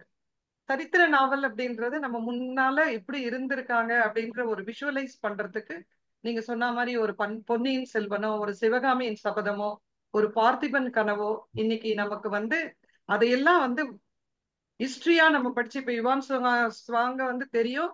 அவர் எங்க ஊருக்கு வந்து எங்களுடைய காஞ்சிபுரத்துல இருக்கிற பல்கலைக்கழகத்தை சிலாகிச்சாருன்றது தெரியும். ஆனா பயண கட்டுரைன்றது இந்த அளவுக்கு படிக்கணும் அப்படின்றது வந்து யோசிச்சு பார்த்ததில்ல. அப்படி ஒரு புத்தகம் இருக்கு அப்படின்ற தேடலும் இல்லை. எனக்கெல்லாம் கல்லூரியில படிக்கும் போது என்னுடைய ஆசிரியை வந்து நா பார்த்தசாரதி தீபம் அந்த அந்த அவரை வந்து அவருடைய நாவல்களை அறிமுகப்படுத்தினாங்க. அப்ப படிக்கும்போது எப்படி வந்து இந்திய எதிர்ப்பு போராட்டங்கள்லாம் நடந்ததுன்றது அவர் ஒரு நாவல்ல வந்து சொல்லியிருப்பார். சத்திய வெள்ளம் அப்படின்ற novel, if my memory is correct. Kurinji Malar அடுத்தது. குறிஞ்சி மலர்ல ஆண்கள்னா அரவிந்தம் போல இருக்கணும், பெண்ணுன்னா பூரணி மாதிரி இருக்கணும் அப்படின்னு அன்னைக்கே வந்து அந்த மனசுல வந்து ஒரு தொட்ட விஷயங்கள் நீங்க சொல்ற மாதிரி. அதெல்லாம் வந்து உண்மையிலேயே அந்த புத்தகங்கள் ஏற்படுத்திய ஒரு விடயமா தான் நம்ம சொல்லணும். அந்த அளவுக்கு நம்ம மனதை பக்குவப்படுத்துறதுக்கு அந்தந்த வயதில் அதற்கான ஒரு வழிகாட்டுதலுடன் அந்த மாதிரியான புத்தகங்கள் படிக்கும்போது இன்னைக்கு அளவுக்கும் நம்ம நாப்பார்த்த சாரதியை ஞாபகம் வச்சிருக்கோம்னா அந்த நாவலை வச்சுதான் எனக்கு உடனே தோணும். சத்திய வெள்ளமும் நான் படிச்சிருக்கேன். குறிஞ்ச வெள்ளம், சத்திய வெள்ளம்லாம் ஏறத்தாழ அந்த ட்ரெயின் ஜேர்னி அதெல்லாம் வரும். அதுல அவ்வளவு அழகா இருக்கும் நமக்கு. வலம்புரி செங்குன்ற ஒரு சிறுகதை கூட சூப்பரா இருக்கும். இந்த அளவுக்கு ஒவ்வொருத்தரும் இப்ப சிவசங்கரின்னு எடுத்துட்டா ஒரு 47 நாட்கள்ல வெளிநாட்டில் பெண்கள் திருமணம் பண்ணி கொடுக்குற பெண்கள் எப்படி பண்ணலாம், எப்படி இது வந்து ஒரு அறிவுறுத்தல். வெளிநாட்டுக்கு போற பெண்கள் அது மாதிரி மாப்பிள்ளைகளை கல்யாணம் பண்றவங்க, இப்படி புத்தகத்துல நிறைய விஷயங்கள் இருக்குது. நீங்க நிஜமாவே அந்த எந்த அளவுக்கு அது வந்து நிவர்த்தியது உங்களை அப்படின்றத ரொம்ப அழகா சொன்னீங்க. உங்களுடைய கவிதைகள் எனக்கு ரொம்ப பிடிக்கும். எளிமையா இருக்கும். எந்த நேரத்துல எதை சொல்லணுமோ அதை அழகா சொல்லிட்டு போற ஒரு பல பாராட்டுகள் பல கவிஞர்கள் கிட்ட நீங்க வாங்கி இருக்கீங்க. எனக்கு அதனால உங்களுடைய கவிதைகள் நான் படிச்சிருக்கிறதுனால இத பத்தி பெரிதாக என்னுடைய தோழமைகள் நிறைய பேர் இருக்காங்க, அவங்க பேசுவாங்க. வாழ்த்துக்கள், ரொம்ப சிறப்பா இருந்தது. மிக்க மகிழ்ச்சி. நன்றி நன்றி மேடம், நன்றி. நாராயணன் சார் வாங்க. லாஸ்டா தானே வந்தாரு நாராயணன் சார் பேசுறீங்களா? அதாவது வாசிப்பு வந்து ஒரு நேசிப்பு. வாசிப்புங்கிறது நம்மளுடைய சுவாசமா இருக்கு. ஆனால் ரொம்ப அற்புதமா வந்து அதை வந்து உள்வாங்கி அதோடைய வாழ்க்கையே ஆக்கியிருக்காருன்னு நினைக்கிறேன். லைஃபே அவருடைய பிளட்ல வந்து வாசிப்பு அப்படிங்கிறது எல்லாரும் வாசிச்சிருக்கோம், எல்லாரும் வாசிக்கிறோம். இருந்தாலும் அதை வந்து ஒரு வேள்வியை எடுத்து பண்ணியிருக்காரு அவர். ஒன்னே ஒரு நிறைய விஷயங்கள் சொன்னீங்க. நீங்க இந்த நீத்தார் பெருமையை பத்தி பேசும்போது நான் ஒன்று சொல்லணும்னு நினைக்கிறேன். நீங்க பரிமேலழகர் உரையை படிச்சிருந்தீங்கன்னா இவ்வளவு தேடிக்க மாட்டீங்க அப்படின்னு நான் நினைக்கிறேன். நான் ஏன்னா அதுல வந்து அவர் சொல்றாரு, துறவியை பத்தி தான் சொல்றாரு அவர் நீத்தார் பெருமையில. அது ஒரு தகவல். அது நீங்க படிச்சீங்களான்னு தெரியல. எனக்கு நான் படிச்சிருக்கேங்கய்யா. அது என்ன ஆச்சுன்னா ஏதோ ஒரு காலகட்டத்துல டிரான்ஸ்ஃபார்ம் ஆயிருக்குங்கய்யா. அவரும் கூட தான் துறவரம்னு எழுதியிருக்காரு. அது எப்படி இவங்க மரணித்தவர்கள் குறித்தான அத பாடல் அப்படின்ட்டு யார் அதை மாத்துறாங்க, மடை மாத்துறாங்கன்றதான் தெரியல இப்ப வரலையும். இந்த மாதிரி நிறைய இருக்கு திருக்குறள்ல. நிறைய திருக்குறள் விளக்க உரையில வந்து நிறைய இருக்கு, நிறைய டிரான்ஸ்ஃபார்ம் பண்ணிருக்காங்க, நிறைய அவங்கவுங்களுக்குரிய விஷயங்களை எழுதியிருக்காங்க. நாங்க பண்ணிட்டு இருக்கோம் அந்த வாரந்தோறும் வள்ளுவத்துல அதை பத்தி பேசிட்டு. கவிஞர் கூட நீத்தார் பெருமைன்னு வரும்போது மக்களுக்காக, உலக வாழ்க்கைக்காக தங்களை துறவு நிலையில் ஆக்கி கொண்ட மகான்கள் அப்படின்னு குறிப்பிடுறார். அதனால அந்த மாதிரி தான் நீத்தார் பெருமை. துறவுன்னு ஒரு அதிகாரம் இருக்குது நம்ம திருக்குறள்லயே. அந்த பகுதியில போகும்போதுதான் துறவு மனத்துறவா இல்ல புறத்துறவா அப்படிங்கிறத நம்ம பார்க்கறதுக்கான ஒரு வாய்ப்பு அந்த துறவுங்கிற அதிகாரத்தையும் இதையும் ஒப்பிட்டு பார்க்கும்போது நமக்கு தெரியும். பேசிடுங்க அம்தா மேடம், நீங்க அப்படியே. ஏங்க சார்? இல்லைன்னா சரி வசந்தி மேடம் பேசிட்டோம். சரிங்க வாங்க வசந்தி மேடம். வசந்திமா பேசு. வசந்தி மேடம் என்ன சொல்லியிருக்காங்க? ஹேங் ஆயிடுச்சா? வசந்தி மேடம் நெட் சரியில்லைன்னு நினைக்கிறேன். ஓ சரி சரிங்க சார், நானே சொல்லிடுறேன். பேசுங்க. ஆமா, நானும் வந்து சார் சிறு வயதுல எப்ப நான் படிக்க தொடங்கினேன் அப்படிங்கிறது எனக்கே தெரியாது. ஆனா அந்த வயதுல இருந்தே நான் நிறைய புத்தகங்கள் படிக்கிறது அப்படிங்கிறது ஒரு பழக்கம். முன்னால காலங்கள்ல சார் இந்த மளிகை சாமான்லாம் பொட்டலங்கட்டி தான் வரும். அந்த பேப்பர்ல இருக்கிற அத்தனை செய்தியையும் படிச்சிடுறது. அந்த பேப்பர் துண்டு துண்டு பேப்பர்ல இருக்கிற செய்தி எல்லாம் படிக்கிறது. அந்த மாதிரி சார் சொன்ன மாதிரி அம்புலி மாமா, ரத்னபாலா, அந்த மாதிரி புத்தகங்கள் அந்த காலங்கள்ல படிக்கிறது, கல்கண்டு படிக்கிறது, முத்தாரம் படிக்கிறது. இதுல சின்ன சின்ன சின்ன துணுக்குகள்லாம் நிறைய வரும். அதெல்லாம் எங்க அப்பா எல்லாம் அதுதான் வாங்கி தருவாங்க. கலைமகள் வாங்குவாங்க, கல்கண்டு வாங்குவாங்க, அமுத சுரபி வாங்குவாங்க.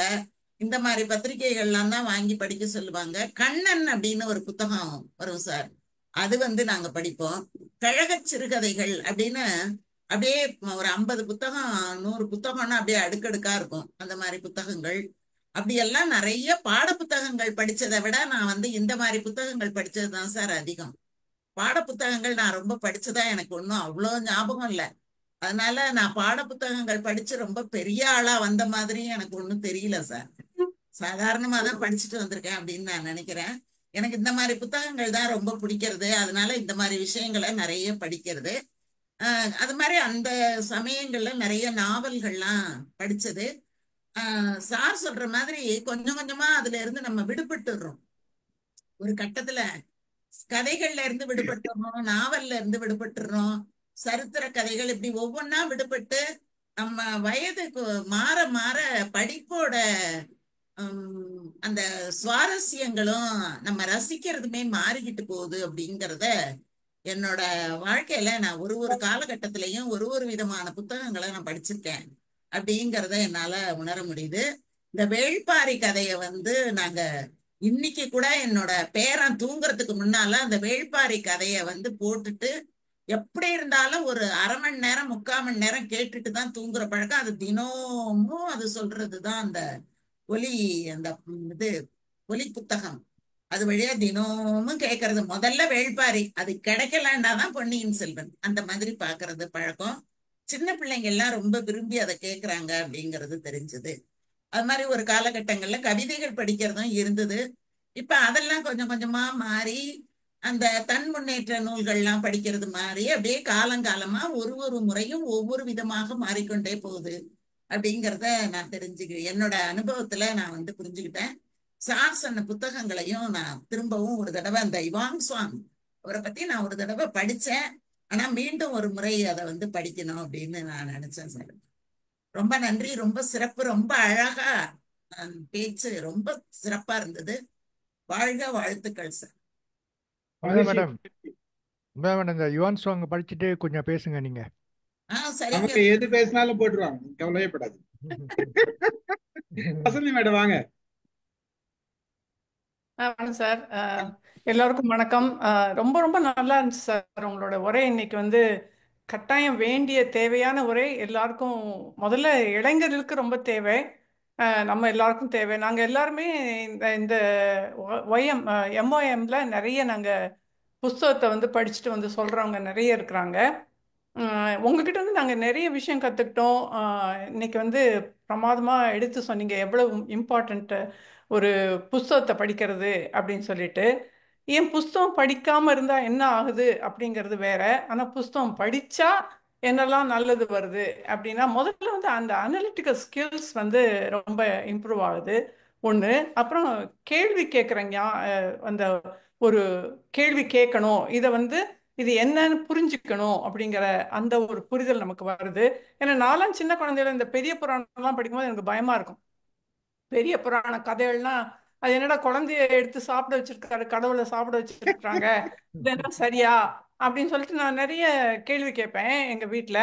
அப்போ அப்படிதான் சாமிலாம் அதெல்லாம் அப்படிதான் கேட்கக்கூடாது அப்படிம்பாங்க. அது மாதிரி அவ்வளோதான், நீ அதெல்லாம் நல்லதுக்கு தான் பண்ணியிருக்காரு அப்படின்னு சொல்லிடுவாங்க. வெளியே உண்மையை சொல்ல மாட்டாங்க, எதுக்காக இது பண்ணிருக்காரு அப்படின்னு சொல்ல மாட்டாங்க. அது ஒரு கேள்வி கேட்டுட்டே இருந்தா கூட நமக்கு வந்து அந்த புரிதல் எப்போ லேட்டர் தான் வந்து சேருது. ஆனா நீங்க சொன்னது வந்து எப்போ வந்து நம்ம எதுக்காக படிக்கிறோம், எதுக்காக நம்ம படிக்கிறோம், அதாவது டீச்சிங்காக படிக்கிறோம், ஒன்று நமக்காக படிக்கிறோம். இந்த டீச்சிங்காக படிக்கிறது வந்து எனக்கு ரொம்ப அனுபவம் இருக்கு. ஏன்னா நான் வந்து ஆசிரியரா, ஆங்கில உதவி பேராசிரியராக இருந்தேன் ஃபாத்திமா காலேஜ் மதுரையில். அதுக்கப்புறம் இங்கே வந்து நான் வேற ஒரு துறையில் எங்கள் பேராசிரியர் இருந்தேன், மருத்துவத்துறையில், மருத்துவ ரேடியோகிராஃபியில்.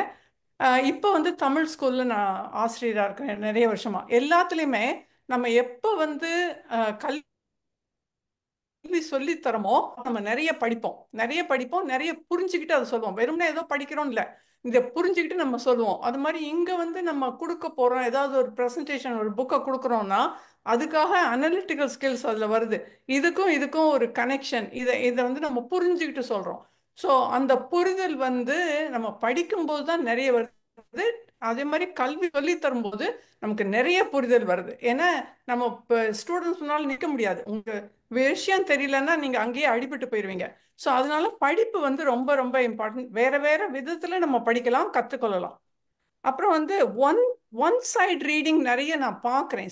சிலருக்கு வந்து ஒரு ஒன் சைடு ரீடிங், இவங்களை மட்டும்தான் நான் படிப்பேன், இவங்கள மட்டும்தான் படிப்பேன் அப்படின்னு செலக்டடாக நீங்கள் எடுத்துக்கிட்டீங்க அப்படின்னா உங்களோட ப்ராட் மைண்டு ஆக முடியாது. அந்த ப்ராட் மைண்டு எப்படி வரும், எப்படி கனெக்ஷனை நீங்கள் கொண்டு வருவீங்க அப்படின்னா நிறைய வேற வேற விதத்தில் நீங்கள் படித்தாதான் ஒன்று வரும்.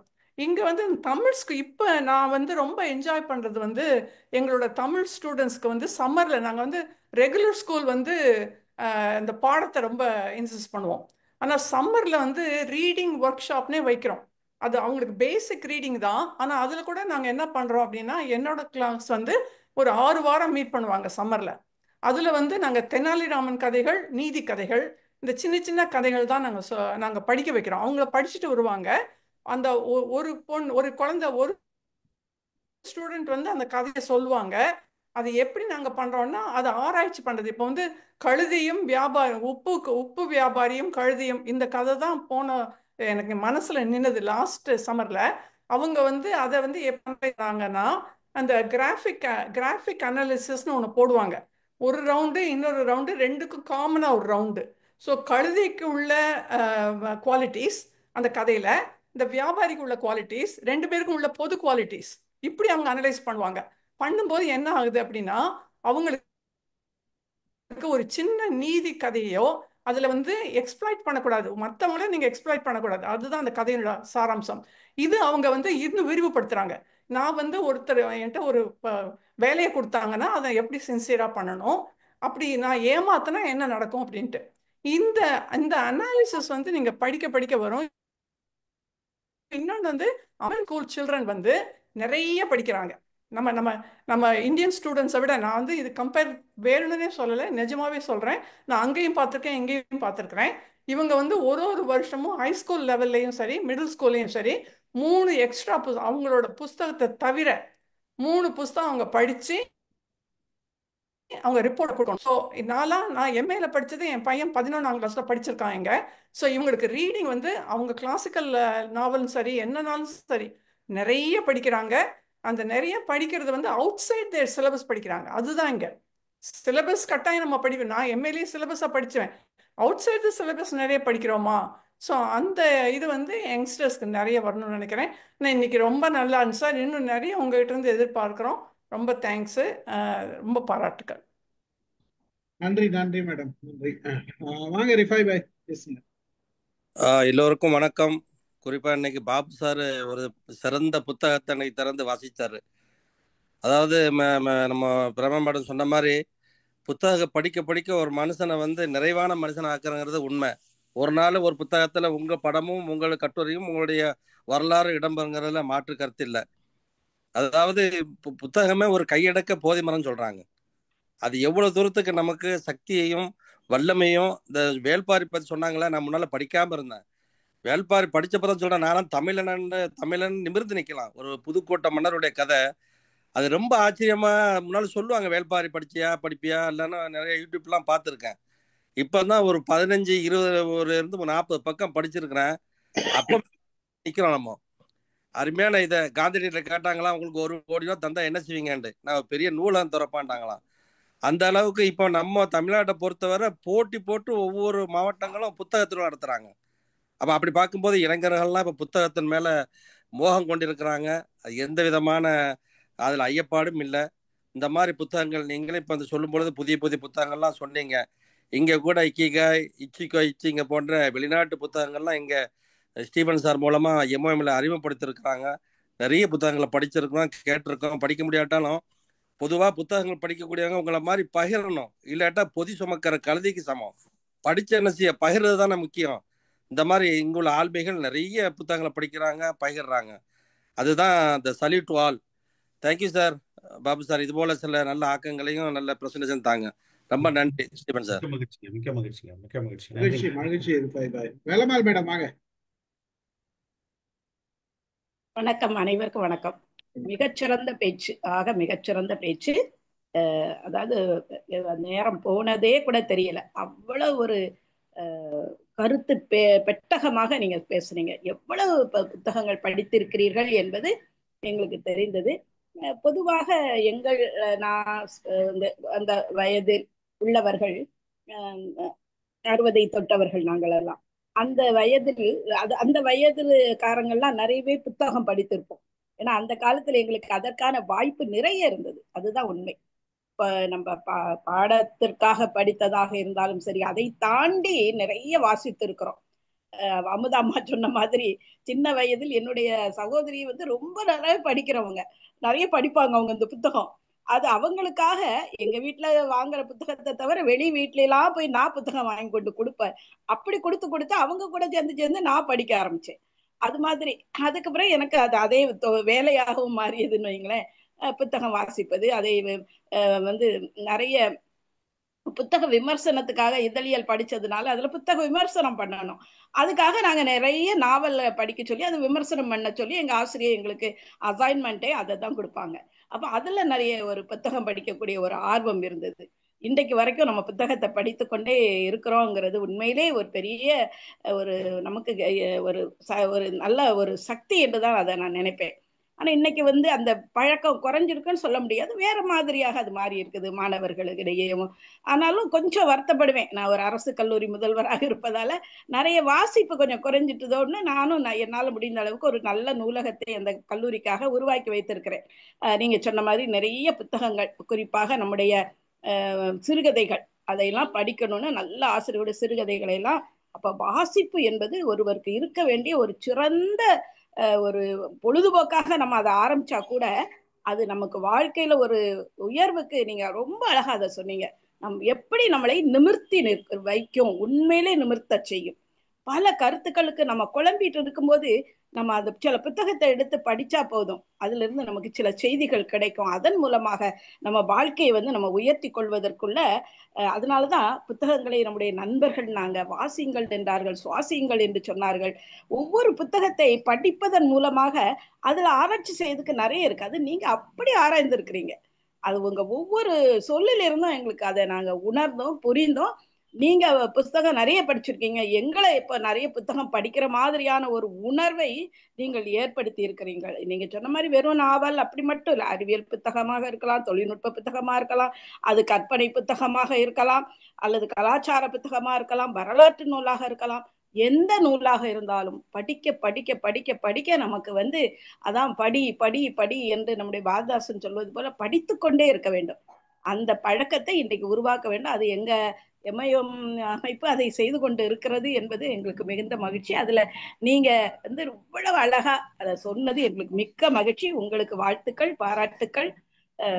அதை ஏற்பாடு செய்த எங்களுடைய எம்ஐஎம் நிறுவனர் ஸ்ரீபன் சாருக்கும் என்னுடைய அன்பும் வாழ்த்துக்களும்.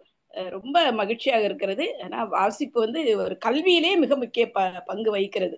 அது ஆசிரியர்களாகிய எங்களுக்கு நிறைய தெரியும், ஆனா கொஞ்சம் இப்ப நாங்க தடுமாறுகிறோம் மாணவர்களை வாசிக்க வைப்பதற்கு. ஆனாலும் நிறைய முயற்சி எடுக்கிறோம். நீங்கள் சொன்னது போல புத்தக கண்காட்சிகள் நிர்பாய் சார் சொன்னாங்க இல்லையா, இன்னைக்கு மாவட்டம் தோறும் இன்னைக்கு நடந்துட்டு இருக்கு. ஆனா அது எந்த அளவுக்கு வெற்றிகரமாக இருக்கிறது என்பதைத்தான் நாம் பார்க்க வேண்டும் என்று சொல்லி இந்த வாய்ப்பமைக்கு நன்றி கூறி விடைபெறுகிறேன். நன்றி, வணக்கம். நன்றி மேடம். நன்றி. மாலதி மாலதி. சார் வணக்கம் சார், ரொம்ப அருமையா இருந்தது சார். நீங்க ஸ்டார்டிங்ல சொல்லிக்கிட்டே வந்தீங்க பாருங்க, நிறைய எழுத்தாளர்கள் பேரெல்லாம் சொல்லிக்கிட்டே வந்தீங்கல்ல, இந்த புக் படிச்சேன் அந்த புக் படிச்சேன்ட்டு. அதுல அட்லீஸ்ட் ஒரு அதுல பாதி எழுத்தாளர்களாவது நான் படிச்சிருக்கேன் அப்படின்ற ஒரு சந்தோஷம் எனக்கு கிடைச்சிது சார். நம்ம ஸ்கூல்ல எல்லாம் படிப்பை எப்படி நம்ம எப்படி வாசிப்ப ஆரம்பிச்சோம்னா, சாதாரணமா நம்ம ஸ்கூல்ல படிக்கும்போது வெறும் பாடங்களை மட்டும் படிச்சுட்டு இருந்தோம். பசங்களுக்கு இந்த வாசிப்பை ஊக்குவிக்கணும் அப்படின்னா நிறைய இந்த நாண்டி டெய்ல் கதைகள்லாம் அப்பவே ஒரு 9th ஸ்டாண்டர்ட் 8th ஸ்டாண்டர்ட்ல எல்லாம் அந்த நாண்டி டெய்ல் வந்துருச்சு. அப்பவே நம்ம அந்த கதைகள் எல்லாம் உள்வாங்கி நம்ம எழுத ஆரம்பிச்சோம். அப்படியெல்லாம் நம்ம அந்த வாசிப்பை நம்ம பண்ணிக்கிட்டு தான் இருந்தோம். அதுக்கப்புறமா விக்ரமாதித்தன் கதைகள் படிக்காத இப்ப இங்க இருக்கிறவங்கள விக்ரமாதித்தன் கதைகள் படிக்காத ஆட்களே இருக்க மாட்டாங்க. அது மாதிரி நிறைய படிச்சோம். எங்க வீட்டுல எல்லாம் பேப்பர் வாங்கினது எனக்கு ஞாபகம் இல்லை வீட்டுல, ஆனா வார இதழ்கள் வந்தது. குமுதம், கல்கண்டு, இதயம் பேசுகிறது, மந்த்லி மேகசினா ராணிமுத்து வரும்.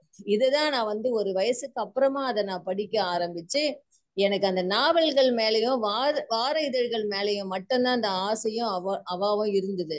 இப்பதான் வந்து நான் ஒரு வயசுக்கு அப்புறமா தான் இப்ப இந்த தளத்துக்கு வந்த அப்புறமா தான் நம்ம ராமு சார் நிறைய சைக்காலஜி புத்தகங்களை பத்தி பேச ஆரம்பிச்சிருக்காரு. அந்த சைக்காலஜி சப்ஜெக்ட் பேசும்போது நான் வரலனாலும் புத்தகத்தை எடுத்து பேசினார்னா அன்னைக்கு கண்டிப்பா ஆஜராயிடுவேன். அதுல வந்து எனக்கு ஒரு திருப்தி, ஆஹா இன்னைக்கு நம்ம இந்த ஒரு புத்தகத்தை பத்தி நம்ம படிக்கலைன்னா கூட நம்ம கேட்டு தெரிஞ்சுக்கிட்டோம் அப்படின்ற மாதிரியான ஒரு சந்தோஷம் எனக்கு கிடைக்கும். அதே மாதிரி இந்த தளத்துல இப்ப 1000 நிகழ்ச்சி நடந்திருக்குன்னா எப்படியும் ஒரு 500 புத்தகத்தை பத்தியாவது டெய்லி நிகழ்ச்சிக்கு வரவங்க வந்து தெரிஞ்சுக்கிட்டு இருப்பாங்க அப்படின்றத நான் நினைக்கிறேன். பிரேமாமா நிறைய புத்தகத்தை வந்து இங்க பரிந்துரை பண்ணி சொல்லியிருக்கிறாங்க. அதே மாதிரி அமுதாமா, வேலம்மாள் மேடம், வினய் தீத்தான் சார், எல்லாருமே புத்தகத்தை வந்து நிறைய நம்ம வசந்திராமன் மேடம் வந்து அழகான ஷேக்ஸ்பியர் கதைகளை கொண்டு வந்து படிக்காத கதைகளை கொண்டு வந்து 2 கதைகளை வந்து இங்க சொல்லியிருக்காங்க, இங்கிலீஷ் நாவல்களை சொல்லியிருக்காங்க. அது மாதிரி வாசிப்பு வந்து எல்லாருக்கும் வந்து எவ்வளவு ஒரு சந்தோஷத்தை கொடுக்குது. ஒரு வயதுக்கு அப்புறமாவும் எல்லாரும் அதை படிக்கிறோம், அதுக்கப்புறம் அதை நம்ம பேசுறோம் அப்படின்னும் போது ஒரு சந்தோஷமான ஒரு உணர்வை ஏற்படுத்துது அப்படின்றது வந்து எனக்கு வந்து ரொம்ப மகிழ்ச்சி. நானும் அப்படிதான் இப்போ படிச்சுட்டு மட்டும் இருந்ததை இப்ப வந்து இந்த தளத்துல வந்து கதைகளா சொல்லும் போது நானும் ஒரு படி நிமிர்ந்து நிக்கிற மாதிரி நான் வந்து ஒரு உணர்வை வந்து எனக்கு ஏற்படுது சார். நீங்க சொன்னது வந்து ரொம்ப அருமையா இருந்தது சார்.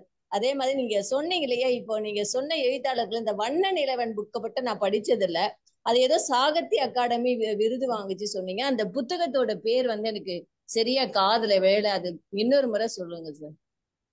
பிரபஞ்சனுடைய வானம் வசப்படும். வானம் வசப்படும் வந்து சாகித்ய பிரபஞ்சன். அகாடமி விருது வாங்கின ஒரு நூல். ஓகே. பாண்டிச்சேரியினுடைய வரலாற்றை பின்னணியாக வைத்து எழுதப்பட்ட அந்த நூல். நல்ல சிறப்பான தரவுகளோடும் தகவலோடும் அந்த நாவல் பயணிக்கும். ஓகே.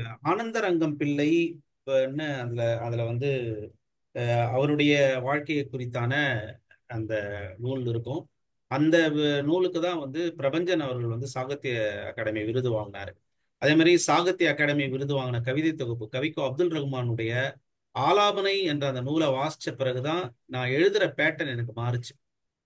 அது வந்து ஒரு முக்கியமான நூல், ஆலாபனை என்ற ஒரு நூல். அது முடிஞ்சா வாசிச்சு பாருங்க. அதே கவிக்கோ அப்துல் ரஹ்மானுடைய பித்தன் என்ற தொகுப்பு வாசிச்சு பாருங்க. அது ரொம்ப முக்கியமான தொகுப்பு. இது 2 தொகுப்பு. இந்த ரொம்ப ரொம்ப அருமை ரொம்ப சார். சின்ன தொகுப்பு தான், 60 ரூபாய் 70 ரூபா தான் இருக்கும் பித்தன். ஆலாபனைன் வந்து 80 ரூபா 90 ரூபா தான் இருக்கும். ஆனா நீங்க அதை வாசிச்சீங்கன்னா உங்களால வந்து வைக்கவே முடியாது. அதே மாதிரி கலீல் ஜிப்ரானுடைய பைத்தியக்காரன் என்கின்ற ஒரு தொகுப்பு. அதே மாதிரி அனிதா கிருஷ்ணமூர்த்தி அவர்கள் திருப்பூர்ல இருக்காரு, அவர் மொழிபெயர்த்த அதே கலீல் ஜிப்ரானுடைய தொகுப்பு ரொம்ப சிறப்பான தொகுப்பு. வாசிச்சு பாருங்க, ரொம்ப சிறப்பா இருக்கும். எவ்வளவு புத்தகங்கள் நீங்க படிச்சிருக்கீங்க சார். உங்களுக்கு எவ்வளவு நேரம் கிடைச்சது அப்படின்னும் போது எங்களுக்கு அது ஆச்சரியமா தான் இருக்குது. உங்களுக்கு உங்களோட பணிச்சூழல நீங்க இவ்வளவு புத்தகங்கள் படிச்சிருக்கீங்க அப்படின்னும் போது ரொம்ப ஆச்சரியமாவும் சந்தோஷமாவும் இருக்குது சார். இப்ப கூட எங்க தளத்துக்கு வந்து எங்களோட பயணிக்கிற ஒருத்தவங்க தான் மிடில் ஏஜ் பொண்ணு. அவங்க வந்து இப்ப கொஞ்ச நாள் முன்னாடி சொன்னாங்க, இப்பெல்லாம் நான் எந்த டிவி சீரியலையும் பாக்குறது இல்ல, செல்லு நோண்டதுல, டைம் கிடைக்கும் போதெல்லாம் நான் புத்தகத்தை தான் படிக்கிறேன். அதுவும் நிறைய பழைய புத்தகங்கள் போயிட்டு போயிட்டு தேடி தேடி படிக்கிறேன் மேடம் அப்படின்னு சொன்னாங்க. அது கேட்கும் போது ரொம்ப சந்தோஷமா இருந்தது. அட்லீஸ்ட் நம்ம தளத்துக்கு வந்து நம்மளெல்லாம் பார்த்து ஒரு பொண்ணு இந்த அளவுக்கு மாறி இருக்கிறாங்க அப்படின்னும் போது எங்களுக்கும் அது வந்து ரொம்ப சந்தோஷமா இருக்குது சார். ரொம்ப நன்றிங்க சார். மிக்க மகிழ்ச்சிங்கம்மா. அதே மாதிரி மேனாள் சட்டமன்ற உறுப்பினர், திண்டுக்கல்லுடைய சட்டமன்ற உறுப்பினர் பாலபாரதி அவர்களுடைய தொகுப்பு இது. சில உண்மைகளும் சில பொய்களும் சில உண்மைகளும் என்ற கவிதை தொகுப்பு எனக்கு மிகப்பெரிய ஒரு என்ன சொல்றது, ஒரு மதிப்பையும் மரியாதையும் வந்து பாலபாரதி அக்கா மேல எனக்கு ஏற்படுத்தி கொடுத்த புத்தகம். இதுவும் ஒரு பழைய கடையில இருந்து தான் எனக்கு கிடைச்சது. அந்த புத்தகத்தை அண்மையில நானும் அவங்களும் ஒரே மேடையில பேசுறதுக்கு அமர்ந்திருந்த போது நான் அவங்களுடைய ஒரு கவிதையை மேற்கோள் காட்டி விட்டு என்னோட உரையை ஆரம்பித்தேன். அந்த கவிதையை உங்களோட சொல்லிடுறேன். ஒரு 2 3 4 5 வார்த்தைகள் தான். அப்படியே ஒரு பிரமிப்பினோட உச்சத்துல இப்பொழுதும் இருக்கிற சூழலுக்கு பொருந்தக்கூடிய ஒரு கவிதை அது. இந்த தொகுப்புல இருக்கு. அந்த தொகுப்புல இருக்கிறது அவங்க இந்த தொகுப்பு வெளிவந்து முதல் ஆண்டு வந்து ஆகஸ்ட் 2005 வந்திருக்கு. அப்ப அதுக்கு முன்னாடி எப்படியும் ஒரு 6 மாசம் இல்ல ஒரு வருஷத்துக்கு முன்னாடி இந்த கவிதை எழுதியிருக்கலாம். அப்படி பார்க்கும்போது அந்த கவிதை இதுதான். ரேஷன் கடையின் ரேஷன் கடையில் வரிசையில் நிற்கிறது. ரேஷன் கடையில் வரிசையில் நிற்கிறது வறுமை அப்படி என்று எழுதியிருப்பார்கள். அந்த கவிதையை வந்து நான் நிறைய மேற்கோள்கள் காட்டியிருக்கிறேன். அண்மையில் நான் ஒரு நாள் பயிலரங்கம் வகுப்பெடுக்க Vinayaka mission arts and science கல்லூரிக்கு போயிருந்த பொழுது இதை குறித்த ஒரு கிட்டத்தட்ட ஒரு 45 நிமிட உரையாடல். இந்த கவிதையை கொடுத்துட்டு இந்த கவிதையில லாஸ்ட் வார்த்தையை சொல்லாம இந்த கவிதை 2 வரியில வந்து இயல்பா இருக்கு, வெறும் வார்த்தையா இருக்கு. ரேஷன் கடையில் வரிசையில் நிற்கிறது, அவ்வளவுதான் நான் கொடுத்துட்டேன். அந்த 3வது ஒரே ஒரு வார்த்தை போட்டு ஃபில் பண்ணுங்க குழந்தைங்களா அப்படின்னு சொல்லி அங்க ஒரு 8 பேராசிரியர் 9 பேராசிரியர்கள் இருக்காங்க, ஒரு 50 தேர்ந்தெடுக்கப்பட்ட ஸ்டூடெண்ட்ஸ் இருக்காங்க. அவங்களாண்ட கொடுத்துட்டு போர்டில் எழுதி போட்டுட்டு சொல்றேன். நிறைய பேர் அதை சொல்றாங்க. அது சொன்னதுக்கு அப்புறம் அது எதுவுமே இதை மேட்ச் பண்ணல. அப்போ வறுமைன்னு சொன்ன பிறகு எல்லாருக்கும் ஒரே கைத்தட்டல், ஒரே சந்தோஷம். என்ன ஒரு கவிதை, எவ்வளவு உயரத்துக்கு போயிடுச்சு அந்த கவிதை அப்படின்னு. அதுக்கப்புறம் அதுக்கு நான் சொன்னேன், இந்த கவிதையை இன்னும் உயரமாக்கணும்னா இன்னொரு வார்த்தையை போட்டு உயரமாக்குங்க, நான் மறுபடியும் அந்த வறுமையை அழிச்சிடுறேன். அது வந்து கவிதை வந்து கவிஞர் எழுதினது. இதை விட இதை உயரமா மாத்தணும்னா என்ன ஒரு வார்த்தை போட்டா அது இன்னும் இந்த கவிதை இன்னும் உயரமா போகும், யோசிங்க அப்படின்னு. அப்போயும் மறுபடியும் சொல்லிட்டு இருக்கும் பொழுது யாரும் அது கிட்ட வரல. அப்ப நான் அதுக்கு மறுபடியும் அதுக்கு நான் பதில் கொடுத்த போது சொன்னேன், ரேஷன் கடையில் வரிசையில் நிற்கிறது பசி என்று போட்டேன். பசின்னு போட்ட பிறகு அது இன்னும் அந்த கவிதை இன்னும் உயரமாயிடுச்சு. கவிதையை அணுகும் பொழுது, ஒரு வாசிப்பை அணுகும் பொழுது நமக்கு ஏற்படுகிற புரிதல் இப்படி இருக்கும் பொழுது சிறப்பாக இருக்கும். அதை தான் நான் பகிர்ந்து கொண்டேன். மிக்க மகிழ்ச்சி, மிக்க மகிழ்ச்சி. நன்றிங்க சார், நன்றிங்க சார். நன்றி. வாங்க சார், வினிதா சார், வாங்க பேசுங்க. மகிழ்ச்சி. நல்வாழ்த்து பாபு ஸ்ரீதரன். ஐயா வணக்கம். வணக்கம் வணக்கம் வணக்கம். உங்களை முன்னாடி எல்லாம் பல தளங்கள்ல உங்களுடைய பின்னூட்டங்கள்லாம் கேட்டிருக்கேன். ரொம்ப ஒரு புரிதலும் தெளிவும் உள்ளவங்க. உங்களுக்கெல்லாம் நாங்கள்லாம் ரொம்ப சீனியர் அந்த காலத்துல. ஆனா நீங்க படிச்ச என்னென்ன சொன்னீங்களோ அது பூரா நாங்களும் செஞ்சது. அதாவது எங்க ஊர்ல ஒரு நூலகம் இருந்தது. அது ரொம்ப எனக்கு ரொம்ப உதவிச்சு. 2வது வீடா இருந்தது. அது 6வது படிக்கிற போதுல இருந்தே எனக்கு அந்த நூலகம் அறிமுகம். முதல்ல அம்புலி மாமா மாதிரி புத்தகங்கள், அப்புறம் தமிழ்வாணனுடைய இதெல்லாம் நிறைய 10 பேர் தேடிய 10 லட்சம்லாம் ஒரு தலைப்பு, அந்த மாதிரிலாம். அப்புறம் சுஜாதா, நடுவில் 7வது 8வது படிக்கிற போதே பார்த்திபன் கனவு, சிவகாமியின் சபதம், பொன்னியின் செல்வன், அப்புறம் கடல் புறா, இப்படிலாம் வரிசை வந்தது. அப்புறம் குமுதம் அட்டை டு அட்டை. அப்புறம் இப்ப எல்லாத்தையும் இப்ப குமுதம் பார்த்து எத்தனை வருஷம் ஆச்சு. இந்த புதியங்களை ரொம்ப தள்ளியாச்சு. இப்போ ஆங்கில நூல்கள் ஏதாவது படிக்கிறோம், கேட்கிறோம், அதை சொல்றோம். தொடர்ந்து வாசிப்பு இருந்துகிட்டே தான் இருக்கு. ஒரு உயிர்ப்போட வாசிப்பு வச்சிருக்கு அப்படிங்கறதான் உண்மை. நீங்க சொன்னீங்க ஒரு நல்ல புத்தகம் பெண்ணோடு முயக்கம் மாதிரி காதலியோடு அப்படின்னு சொன்னீங்க. அது மாதிரி எல்லாம் அதை அனுபவிச்சாதான் தெரியும். அது மாதிரி அதை தொடர்ந்து அது எனக்கு எந்த புத்தகத்தை பார்த்தாலும் அதை கையில எடுக்கணும், வாங்கணும்னு ஒரு காலத்துல இருந்தது. அப்புறம் கொஞ்சம் கொஞ்சமா இப்ப கொஞ்சம் கொஞ்சம் எல்லாம் தள்ளி போயிடுச்சு. இருந்தாலே இந்த ஆட்டோ பயோகிராஃபியா மாதிரி, பயோகிராஃபி மாதிரி புத்தகங்கள் அதுகள்லாம் இப்ப பிடிக்குது. அதுகெல்லாம் ரொம்ப மகிழ்ச்சியா இருக்கு. அந்த மாதிரி புத்தகங்களை தான் இப்ப பெரும்பதி படிக்கிறேன். அதுக்கப்புறம் கேட்கிறேன். செல்ஃப் டெவலப்மெண்ட் புக்கு மாதிரி இப்ப ஒரு தளம் மாறிடுச்சு. வள்ளுவம் சொல்லித்தருது, சாந்துணையும் கல்லாதவாறுன்னு சொல்லுது. நம்ம இவ்வளவு பேர் எல்லாரும் பண்ணி பண்ணி பேசினால வள்ளுவம் சொல்லி தர்றது மாதிரி சாகிற வரைக்கும் படிடான்னு சொல்லிட்டு போனப்போ இது நமக்கு 2000 வருஷத்துக்கு முன்னாடி சொல்லி கொடுத்துருக்காரு. அதனால படித்து கொண்டே இருப்போம். அதுக்கு வேற ஒரு இது வேண்டாம். இப்ப நீங்க பேசணும் ஸ்டீஃபன் சாரோடனா அவருக்கு நான் ஃபோன் பண்ணணும், அவருடைய போன் எங்கேஜா இல்லாம இருக்கணும், அப்புறம் அவர் திரும்ப அழைக்கணும், அப்புறம் அவரோட பேசணும். யாரோடைய சும்மா அவர் இன்னைக்கு இப்ப தெரிஞ்சதுனால சொல்றேன். அது இப்ப என்னுடைய இதுல போன் இது வியூல வர்றதுனால. அது மாதிரி ஒவ்வொன்றுக்கு இது அப்படி இல்லை. திருவள்ளுவரை கூட்டி வச்சுக்கிட்டு நான் உட்காந்துட்டு பேசிட்டு இருக்கலாம். எத்தனை வருஷத்துக்கு அப்புறம் போனவங்களை வந்தவங்களே எப்ப இருந்தாலும். இன்னொன்னு பீயிங் இந்த பிரசன்ட் சொல்றாங்க. படிச்சா நான் பாஸ்ட்லயும் இல்லை ஃபியூச்சர்லயும் இல்லை, அதுதான் வாழ்தல்னு சொல்றாங்க. பீயிங் இந்த பிரசன்ட்ங்கிறாங்க. தியானம் மாதிரி தாங்கிறாங்க.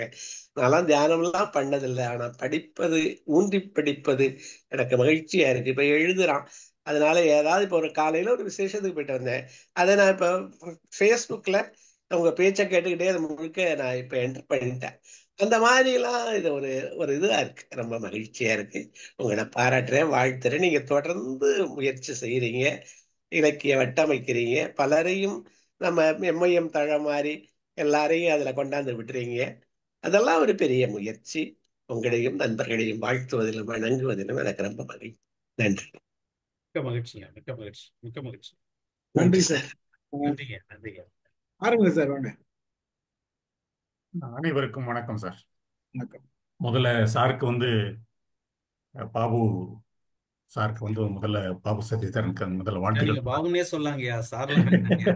இல்ல இல்ல உங்களுடைய மகன் வயசுல தான் நான் இருப்பேன், நீங்க என்ன இல்ல பாபுனே இல்ல அதுல கூப்பிடலாம் உரிமையோட.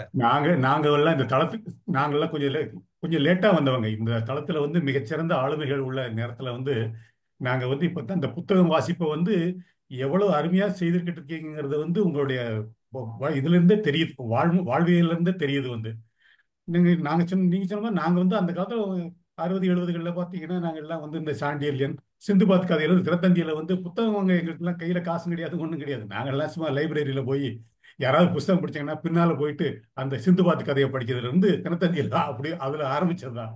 அது கடல்புறா, யவனராணி, அந்த மாதிரி சாண்டில்யங்கள் அந்த இதெல்லாம் வந்து படிச்சிருக்கோம். பார்த்திபன் கனவு அதெல்லாம் வந்து ஒரு கலைமன்றத்துல போய் படிச்சிருக்கோம். ஒவ்வொரு கால அந்த வயது இளம்பிராயத்துல வந்து இந்த மாதிரி கதைகள்லாம் தேவைப்பட்டது. அந்த நேரத்தில் எழுதின கதைகள்லாம் ஒரு காலகட்டத்துக்கு அப்புறம் கல்லூரி வாழ்க்கை வந்ததுக்கு அப்புறம் வந்தீங்கன்னா எண்ண ஓட்டங்கள்லாம் மாறிச்சின உடனே இந்த புத்தகம் வாசிப்பு வந்து அப்படியே குறைஞ்சி சுத்தமா இல்லாமலே போச்சு ஒரு காலகட்டத்துக்கு.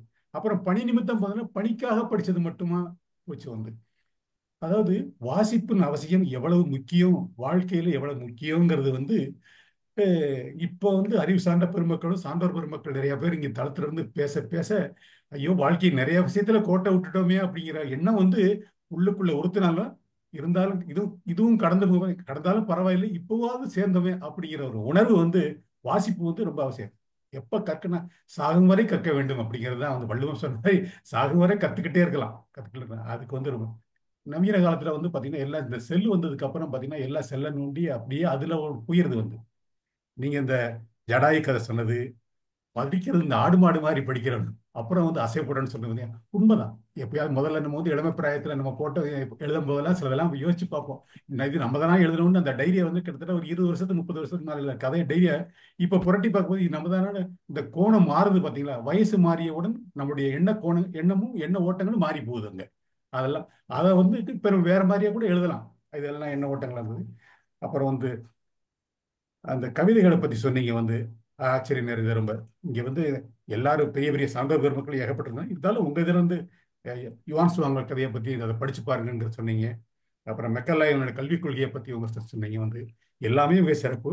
எல்லாவற்றையும் தெரிஞ்சுக்கணுங்கிற வந்து படித்தால் எல்லாம் தெரிஞ்சுக்கிடலாம், வாழ்க்கையை வந்து என்ன நம்மை நாமே அறிஞ்சுக்கிடலாம் அப்படின்னு ஒரு உணர்த்துற விதமா நீங்க வந்து எத்தனையோ பெருமக்கள் படிச்சிருந்தா கூட உங்களுடைய எவ்வளவு நாள் நீங்க வந்து இதை வாசிச்சிருப்பீங்கிறது எங்களால புரிஞ்சுக்கவே முடியல. வந்து மிகச்சிறந்த பாராட்டுகள், வாழ்த்துக்கள், நன்றி. எங்களையும் தூண்டி வச்சிருக்கீங்க. இந்த காலத்திற்கு வந்து அருமையான கருத்துக்களை சொன்ன உங்களுக்கும் நன்றி. இதை அமைத்து கொடுத்த ஸ்டீபன் சாருக்கும் மிகப்பெரிய நன்றிகள், வாழ்த்துக்கள், வணக்கம் சார். நன்றி. நன்றிங்க. மகிழ்ச்சி சார், நன்றி. ரத்னா சுப்ராயன் பேசுவாரா? அவங்க மேடம் ரத்னா கிரீஷ் பேசுறீங்களா தோழர்?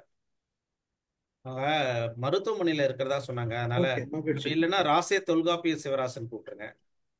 நம்ம தொல்காப்பியன் சிவராசன் இருக்காரு. சித்ரா பேசினதுக்கு அப்புறம் வணக்கம் சார். ரொம்ப வாசிப்பை நேசிப்போம் அப்படிங்கிற தலைப்புல ரொம்ப ஒரு அழகா பேசியிருக்கீங்க. ஏன்னா வாசிப்பு தான் ஒரு மனிதனை உயர்த்தும். இன்று கவிஞர் நந்தலால் அவருடைய இறப்புக்கு நான் சென்று வரும் பொழுது குவிந்திருந்தவர்கள் அனைவருமே ஒரு நூலகம் போல அனைத்து பேராசிரியர்களும் எல்லோரும் வாசிப்பிற்குரிய மனிதர்களாய் குவிந்திருந்தார்கள். அதை பார்க்கும் பொழுது அவருடைய வாழ்நாள்ல சாதித்து விட்டுதான் அவர் இறந்திருக்கிறார் என்ற ஒரு உணர்வு இன்றைக்கு எனக்கு ஊட்டியது. பார்க்கவே முடியல. தொடர்ந்து நாங்க சந்தித்த ஒரு மனிதர், பக்கத்தில் உட்கார்ந்து அரங்கம் போல் பேசிய ஒரு எங்களுக்கு அறிவுனா என்ன, வாசிப்புனா என்ன அப்படிங்கிற எங்களுக்கு தொடர்ந்து உணர்த்திய ஒரு ஆளுமை பண்பாளர் இன்னைக்கு இழந்தோம் என்ற ஒரு வருத்தம் மனசுக்குள்ள இருக்கும்போது, இன்றைக்கு இப்படி ஒரு வாசிப்பை பற்றி பேசுங்கிறதுக்கான ஒரு ஒரு சிறந்த மனிதர் வந்து பேசுறார் அப்படிங்கும்போது இன்னும் எம்ஏஎம் குழுவுக்கு நான் ரொம்ப ரொம்ப நன்றி செலுத்துறேன். இன்னைக்கு மனம் எனக்கு கனமாகத்தான் இருக்கிறது.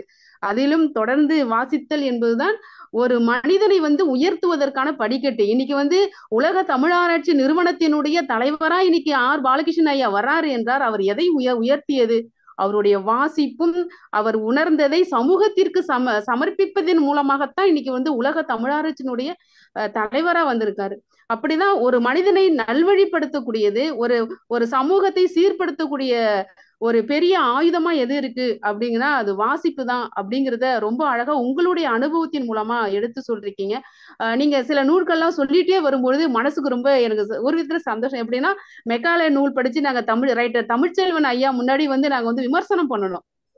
எங்க பள்ளி வந்து அப்படி நிறைய பாலகிருஷ்ணன் ஐயா கூட வந்து வருஷத்துக்கு 2 முறையாவது எங்க பள்ளிக்கு வந்து வந்துருவாரு. அவர் என்ன நூல் எழுதினாலும் நாங்க வந்து அந்த நூலை பத்தி எழுதி நாங்க அவருக்கு வந்து ஃபீட்பேக் அனுப்பிடணும். அப்படி பாலகிருஷ்ணன் ஐயாவோட எல்லா நூலுமே நாங்க படிச்சு அவருக்கு வந்து நாங்க ஃபீட்பேக் அனுப்பிடுங்க. அதை பத்தி எங்கள்கிட்ட வந்து பேசுவாரு. உண்மையா இது வந்து எப்படி இந்த குழுக்கு நன்றி நானும் இடையில தான் ஜாயின் பண்ணினேன். எவ்வளவு ஒரு அற்புதமான ஒரு குழுங்க. இந்த ஸ்டீஃபன் சாருடைய அவரு தன்னுடைய வாழ்நாளை வந்து அவர் வந்து சாதிச்சுக்கிட்டே வராரு அப்படின்னு தான் நான் சொல்லுவேன். நான் பிறந்ததற்காக நான் எதையாவது ஒன்றை செய்ய வேண்டும் இந்த சமூகத்திற்கு அப்படின்னா நான் ஏதோ ஒன்றை செய்யணுங்கிறது அது நோக்கத்தை வந்து பல ஆளுமையின் மூலமாக இது ரொம்ப அழகா வந்து பண்ணிட்டே வராங்க. இது நீங்க சொன்ன கருத்துக்களை இன்னும் மாணவர்களுக்கு எல்லாம் செல்லணும், ஆசிரியர்கள் வந்து கேட்கணும்.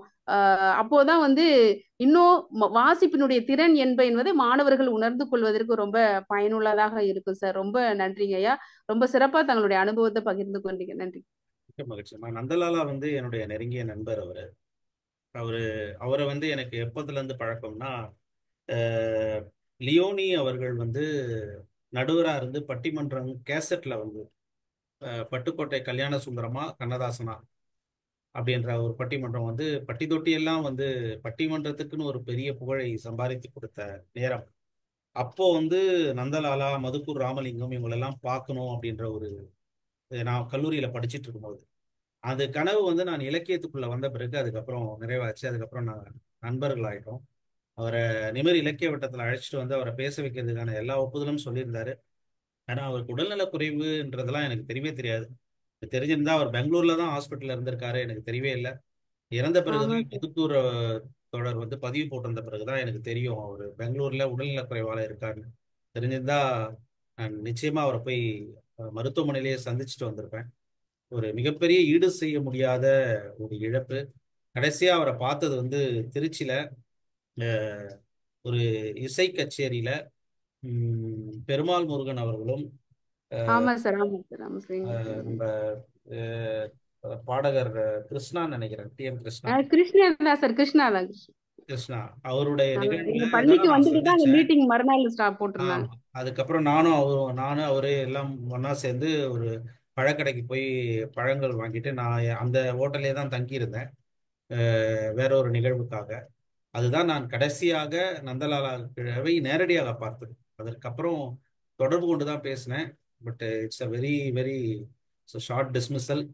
ஏற்றுக்கொள்ள முடியாத ஒரு மிகப்பெரிய துயரம் நண்பரை வந்து இழந்தது. அதை மீண்டும் நீங்க எனக்கு நினைவூட்டிட்டீங்க. ஒரு நல்ல வாசிப்பும் நல்ல கருத்தியலோடு பேசக்கூடியவர். உங்களுடைய கருத்துக்களுக்கும் நன்றி சித்ரா. நன்றிங்க. நன்றி சித்ரா. தொல்காப்பியன் வாங்க பேசுங்க.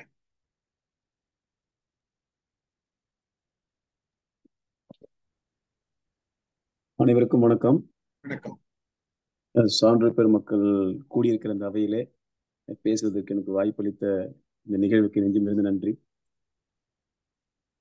இந்த வாசிப்பினுடைய உயிர்ப்பை பற்றி ஐயா நம்ம பாபா ஐயா பேசிட்டு இருந்தாங்க. அவருடைய பணிகள் பார்த்தீங்கன்னா, இங்க நான் பேசும்பொழுது எல்லாருடைய பெருமக்களுடைய வார்த்தைகளும் நான் கவனிக்கிற ஒரு விஷயம் என்னன்னா, வாசிப்பினுடைய உயிர்ப்பு எந்த அளவுக்கு அவர் வந்து தன்னை சிலாகித்து வந்து ஒரு வாழ்க்கையா வாழ்ந்துட்டு இருக்காரு என்பதற்கு நிமிர் இலக்கிய வட்டம் வந்து மிகப்பெரிய ஒரு சான்று.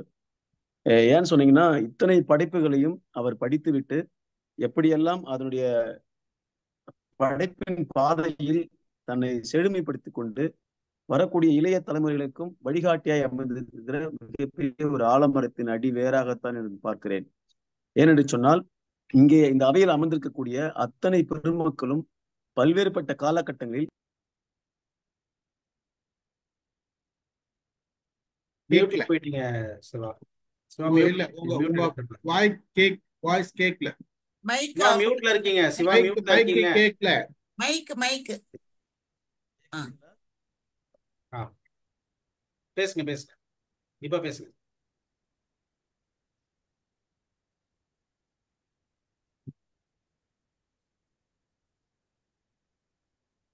பேசுங்க சிவா. கேட்கல. நீங்க பேசுறது கேட்கல. இப்ப கேக்குதுங்களா? இப்ப பேசு கேக்குது. பேசு. இல்ல ஆரம்பத்துல இருந்து கேட்கலீங்களா? இப்பதான் இடையில கேட்கறீங்களா? ஒரு ஒரு நிமிடம் கொஞ்சம் கேட்கல. ஒரு 30 ஓகே செகண்ட்ஸ். ஓகேங்க. ஓ சாரிங்க. இப்படிப்பட்ட சூழல்ல நீங்கள் 70 80 காலகட்டங்கள்ல 60 காலகட்டங்கள்ல நீங்க படித்து வாசித்த அந்த கதைகள், அந்த அந்த புத்தகத்துடைய ரேப்பர் படங்கள், ஸோ குறிப்பா அம்புலி மாமா, அப்படிப்பட்ட வரிசையில வரக்கூடிய அந்த எழுத்துக்கள்லாம், அந்த அந்த படைப்புகள்லாம் நீங்க சொல்லும் பொழுது அதையெல்லாம் ஒருங்கே அமைத்து அதை இப்பொழுது இந்த சமகாலத்துல ஒரு ஒரு படைப்புகளை வெளியிட்டு ஒரு இலக்கிய பட்டறையை உருவாக்கி அந்த பட்டறையின் மூலமாக பல்வேறுபட்ட இளைய பெருமக்களை உருவாக்குகிற அந்த அந்த அந்த புடைப்பு சிற்பங்கள் சொல்லுவாங்க இல்லையா, அந்த சிற்பங்களை உளிகள் இல்லாமல் தன் வாசிப்பின் மூலமாக செதுக்கக்கூடியவர் தான் பாபையா. ஏன்னா நான் வந்து ரொம்ப அருகில் நெருங்கி நான் பார்த்திருக்கிற ஒரு விஷயம் என்னன்னா, ஒரு பாபையாவுடைய அந்த அந்த நிமிர் இலக்கிய வட்டம் பெரிய குடும்பம் மாதிரி இருக்கும். ஒரு உள்ள உள்ள அந்த அறிமுக உரையாக இருந்தாலும் சரி, அதுல அவர் பேசக்கூடிய அந்த உரை வந்து ஒரு ஒரு வாரமும் ஞாயிற்றுக்கிழமை இருந்தாலும் சரி, புத்தகம் நிகழ்வாக இருந்தாலும் சரி, பாபையனுடைய சிந்தனை போக்கு, அவருடைய அந்த படைப்பு உலகத்துல அவர் காதல் கொள்ளுகிற அந்த அழகியல், அந்த இயல்பியல் ஒரு துளி கூட மாறாமல் அடுத்த தலைமுறைக்கு கடத்துகிற அந்த அன்பையும் வாசிப்பினுடைய உயிர்ப்பையும் நேசிப்பையும் அழகாக கொண்டு செல்லுகிற அந்த வாய்ப்பு வந்து கிடைத்து வந்து குடும்பத்துக்கு, எங்களுடைய அந்த கவிதை வாசிப்பு குடும்பத்துக்கு மிக பெரும் தலைவராக தான் நாங்க பார்க்கிறோம். ஏன்னா இன்னைக்கு நான் இந்த விஷயங்கள் மறுபடியும் மீட்ல போயிட்டீங்க. இல்ல அது தொடர்ற மியூட் இல்ல மியூட்ல போயிட்டீங்க. உங்க கை போன் எங்கேயும் படுது. கேட்கல. சிவா மியூட்ல போயிட்டீங்க. ஆ, கேட்கல கிடைக்கிறது கேட்கல. பெரிய சந்தோஷத்தை தான் எனக்கு கொடுக்குது. கொஞ்சம் கிட்ட வச்சுக்கோங்க போனை. இப்ப கேக்குதுங்களா? இப்ப இப்ப கேக்குது. பேசுங்க. அப்படியே கிட்ட வச்சுட்டே பேசு. கிட்ட வச்சுட்டே அது பேசு. பெருமை அடைகிறேன். சாரிங்க, அந்த இடைநிற்றலுக்கு வருந்துகிறேன். சாரி, மன்னித்தருள வேண்டுகிறேன். இப்படிப்பட்ட சூழல்ல ஐயாவுக்கு இப்படிப்பட்ட ஒரு திருவள்ளுவருக்கு எப்படி திருவள்ளுவர் மாலை கொடுத்தார் போல, பாபையாவுக்கு மிகப்பெரிய ஒரு வாசிப்பு அனுபவத்தினுடைய வாசிப்பினுடைய காதலினுடைய அந்த காதல் மாலையை இங்க வந்து வழங்கியதான் நான் பெருமை அடைகிறேன். பாபையாவுக்கு இது கிடைக்க வேண்டும். அவருடைய வாசிப்புடைய உலகத்தில் அவர் மூழ்கி கிடக்கிற அந்த சூழல், இப்படிப்பட்ட பெருமக்களுடைய பாராட்டுதல் வந்து பெரிய சந்தோஷம் அடைகிறேன். அவர் வந்து நிமிர் இலக்கிய வட்டத்தினுடைய அந்த புதந்தோறும் புத்தகம் என்ற நிகழ்வு வந்து நீங்க இன்னைக்கு பல தரப்பட்ட பல நாடுகளிலிருந்து பல மாநிலங்களிலிருந்து பல பேர் இன்னைக்கு வந்து பல கவிதைகளை வந்து எழுதுவதற்கும் அதை தூண்டுவதற்கும் செயலாக்கத்துக்கு உருவாக்குவதற்கு ஒரு காரணமாக பாபாவுடைய வாசிப்பும் அவர் வாசிக்கக்கூடிய அந்த புத்தக அறிவும் அவருக்கு வந்து நிறைய மாணவர்களுக்கு இளைஞர்களுக்கு அவர் வந்து ஊட்டி கொண்டே இருக்கிறார். அந்த வகையில் இந்த நிகழ்வில் அவர் மீண்டும் மீண்டும் நிறைய புத்தகங்களை படித்து பல பேரை வழிகாட்ட வேண்டும், இன்னும் வழிகாட்டி கொண்டே இருப்பார் என்று இந்த வாய்ப்புக்கு நன்றி பாராட்டி விடைபெறுகிறேன். அனைத்து சான்றோர் பெருமக்களுக்கும் என் நெஞ்சும் நிறைந்த நன்றியும் வணக்கத்தையும் தெரிவித்துக் கொள்கிறேன். நன்றி, வணக்கம். மகிழ்ச்சி, நன்றி. சிவகணி வாங்க, பேசுறீங்களா? சார் அனைவருக்கும் வணக்கம். வணக்கம். சார் இன்னைக்கு தலைப்பே வந்து ரொம்ப சிறப்பா இருந்தது. வாசிப்பு நிமித்தம் அப்படிங்கிறது நம்ம எல்லாருமே வந்து சின்ன வயசுல இருந்து படிச்சுட்டே தான் இருப்போம். ஆனா அந்த படிச்சது நம்மளை எந்த அளவுக்கு உயர்த்தி இருக்குது அப்படிங்கிறத எவ்வளவு பேரு வாசிச்சதின் விளைவாகத்தான் நிறைய நூல்கள்லாம் வந்திருக்குது அப்படிங்கறத அழகா மேற்கோள் காட்டி சொன்னீங்க. அதெல்லாம் ரொம்ப சிறப்பா இருந்தது. இன்றைய உரை எனக்கு மிகவும் பயனுள்ளதாக இருந்தது சார். உங்களது பணி இன்னும் சிறப்பாக நடைபெற எனது மனமார்ந்த வாழ்த்துக்கள். நன்றி ஸ்டீபன் சார். மகிழ்ச்சி மகிழ்ச்சி சிவகணி, நன்றி. கல்யாணி மேடம், கல்யாணி மேடம் வாங்க. வணக்கம் சார். வணக்கம். ரொம்ப அழகா ஆரம்பிச்சாரு. எடுத்த உடனே வந்து அவர் சொன்னதே வந்து எப்படி எப்படியெல்லாம் படிக்கணும் அப்படின்னு சொல்லிட்டாரு. அது கொஞ்சம் கஷ்டமா தான் இருக்கு. ஏன்னா சின்ன வயசுல வந்து படிக்கும்போது ஓப்பன் மைண்டோட படிச்சாச்சு. எல்லா இதுவும் புதுசு, அது பூரா நம்மளுக்கு. அதனால எல்லாத்தையும் உள்வாங்கியாச்சு. இப்ப வந்து வாழ்க்கையில படிச்சது ஒரு பக்கம் அனுபவம், வாழ்க்கையோட ஒரு பக்கம் அனுபவம், இது எல்லாத்தையும் வச்சுட்டு நம்ம ஒரு வரி எடுத்து படிக்கும் போது அதை மோஸ்ட் ஆஃப் தி டைம் வந்து அதை வந்து ஒரு அனலைஸ் பண்ணிட்டே தான் படிக்கிறோம், அல்லது அது ஒரு ஜட்ஜ்மெண்ட்லாவே தான் படிக்கிற மாதிரி இருக்கு என்னை பொறுத்த வரைக்கும். அது அப்படியே ஓப்பன் மைண்டடா என்னால கிராஸ் பண்ணவே முடியல. ஆக்சுவலா சார் சொன்ன மாதிரி கொஞ்சம் எல்லாத்தையும் தள்ளி வச்சுட்டு இந்த ஆள் என்னதான் சொல்றாருன்னு எழுத்தாளருடைய பார்வையிலேயே உள்ள போய் வேணா ட்ரை பண்ணி பார்க்கலாம். ரொம்ப அழகா அதை வந்து பிரிச்சு எடுத்து சொன்னார் அவரு. அதுக்கப்புறம் நிறைய தகவல்கள், அதாவது பழைய புஸ்தக கடைகள்லாம் போய் ஒவ்வொரு புஸ்தகமா தேடி தேடி வாங்குறது அப்படிங்கிறது ஒரு ஒரு பெரிய விஷயம். அது ஆக்சுவலா ஸ்டீஃபன் சார் கூட போன வருஷம்னு நினைக்கிறேன் அந்த புத்தக கண்காட்சியில முன்னால் அந்த ரோட்ல போட்டு வச்சிருந்த புஸ்தகங்கள் எல்லாம் போய் பார்த்து அவர் போட்டோஸ் எல்லாம் எடுத்துட்டு வந்திருந்தாரு. அந்த மாதிரி அங்க உள்ள இருக்கிறத விட இங்க நிறைய புதையல் மாதிரி நிறைய விஷயங்கள் வெளிவரும் அப்படின்னு சொன்ன மாதிரி அது நல்லா இருந்தது அந்த பாயிண்ட். அதுக்கப்புறம் இந்த கழுத பொதி சுமக்கிற மாதிரி அந்த வேர்டு எல்லாமே நல்லா நிறைய பாயிண்ட்ஸ் வந்து எடுத்து கொடுத்தீங்க சார். ரொம்ப நல்லா இருந்தது. தேங்க்யூ. நன்றி. Thank you sir. எல்லாரும் பேசிட்டாங்கன்னு நினைக்கிறேன். முடிச்சுக்கலாமா? ஆமா சார். அந்த பால் பாக்கெட் மட்டும் கொஞ்சம் சொல்லிடுங்க சார். அந்த பால் தொல்காப்பியன் சார் பேசும்போது டெய்லி ஏதோ ஒரு புக் அவர் ரிவ்யூ பண்றாரு அப்படின்ற மாதிரி சொன்னாரு. அது எதுல? டெய்லி இல்ல, every Wednesday. Every Wednesday. Okay. இல்ல அவங்க வாரத்துக்கு ஒரு முறை அவங்களோட நிகழ்ச்சி நடக்குது, அதுல அவங்க. ஓகே. இல்ல அந்த தொடர்பு இது ஏதாவது கொடுத்தா பரவாயில்ல. நிமிர் இலக்கிய வட்டம் சொல்லிட்டு அவங்க வச்சிருக்காங்க இல்லைங்களா, அந்த இதுல எவ்ரி வெட்னஸ்டே. நிமிர் இலக்கிய வட்டமா சார்? பாபு ஸ்ரீதரன் இது சசிதரன் சொன்னாரே. அப்புறம் திரௌபதி அந்த துகில் உரியறது ஏன் நடக்குதுன்னு அதை யோசிச்சு முடிவு கண்டுட்டாரா, காணலையா? அதுக்கான இது தெரிஞ்சுதா, தெரியலையா? போயிருக்காரு. அது ஒண்ணு. இப்ப வசதி மேம் சொன்னாங்கல்ல, எதுக்கு பெரிய புராணத்துல அந்த நாயன்மார்கள்லாம் அப்படி பண்ணாங்க அப்படின்னு, அதுக்கும் இப்ப வரைக்கும் பதில் கிடையாது. என்னதான் வந்து ப்ரூவ் பண்றதுக்குன்னு சொன்னாலும் இப்ப வரைக்கும் பதில் கிடையாது அதுக்கும்.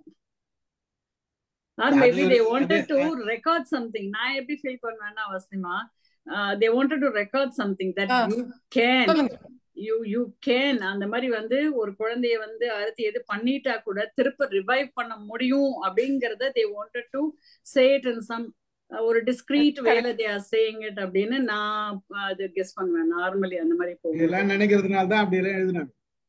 Thank you sir. நீங்க வந்து டெஸ்ட் பண்றது நினைச்சேன். உங்களை டெஸ்ட் பண்றது எவ்வளவு தூரம் உங்களுக்கு வந்து அது ஒரு பக்கமா, அது ஒரு பக்கம். But from my point of view எப்பவுமே அந்த ஆன்மீகத்தையும் அறிவியலையும் சேர்த்து பார்க்கணும் அப்படின்னு பார்ப்பேன் நான். சோ அப்படி பார்க்கும்போது எனக்கு அப்படிதான் தோணும். அது there is a way, even if the body has been cut எல்லாம் பண்ணி முடிச்சிட்டா கூட there is a way that you can maybe science will prove that in later stage. You can revive. I can revive. அது அந்த சக்தி எனக்கு இருக்குன்னு காட்டுறதுக்கா?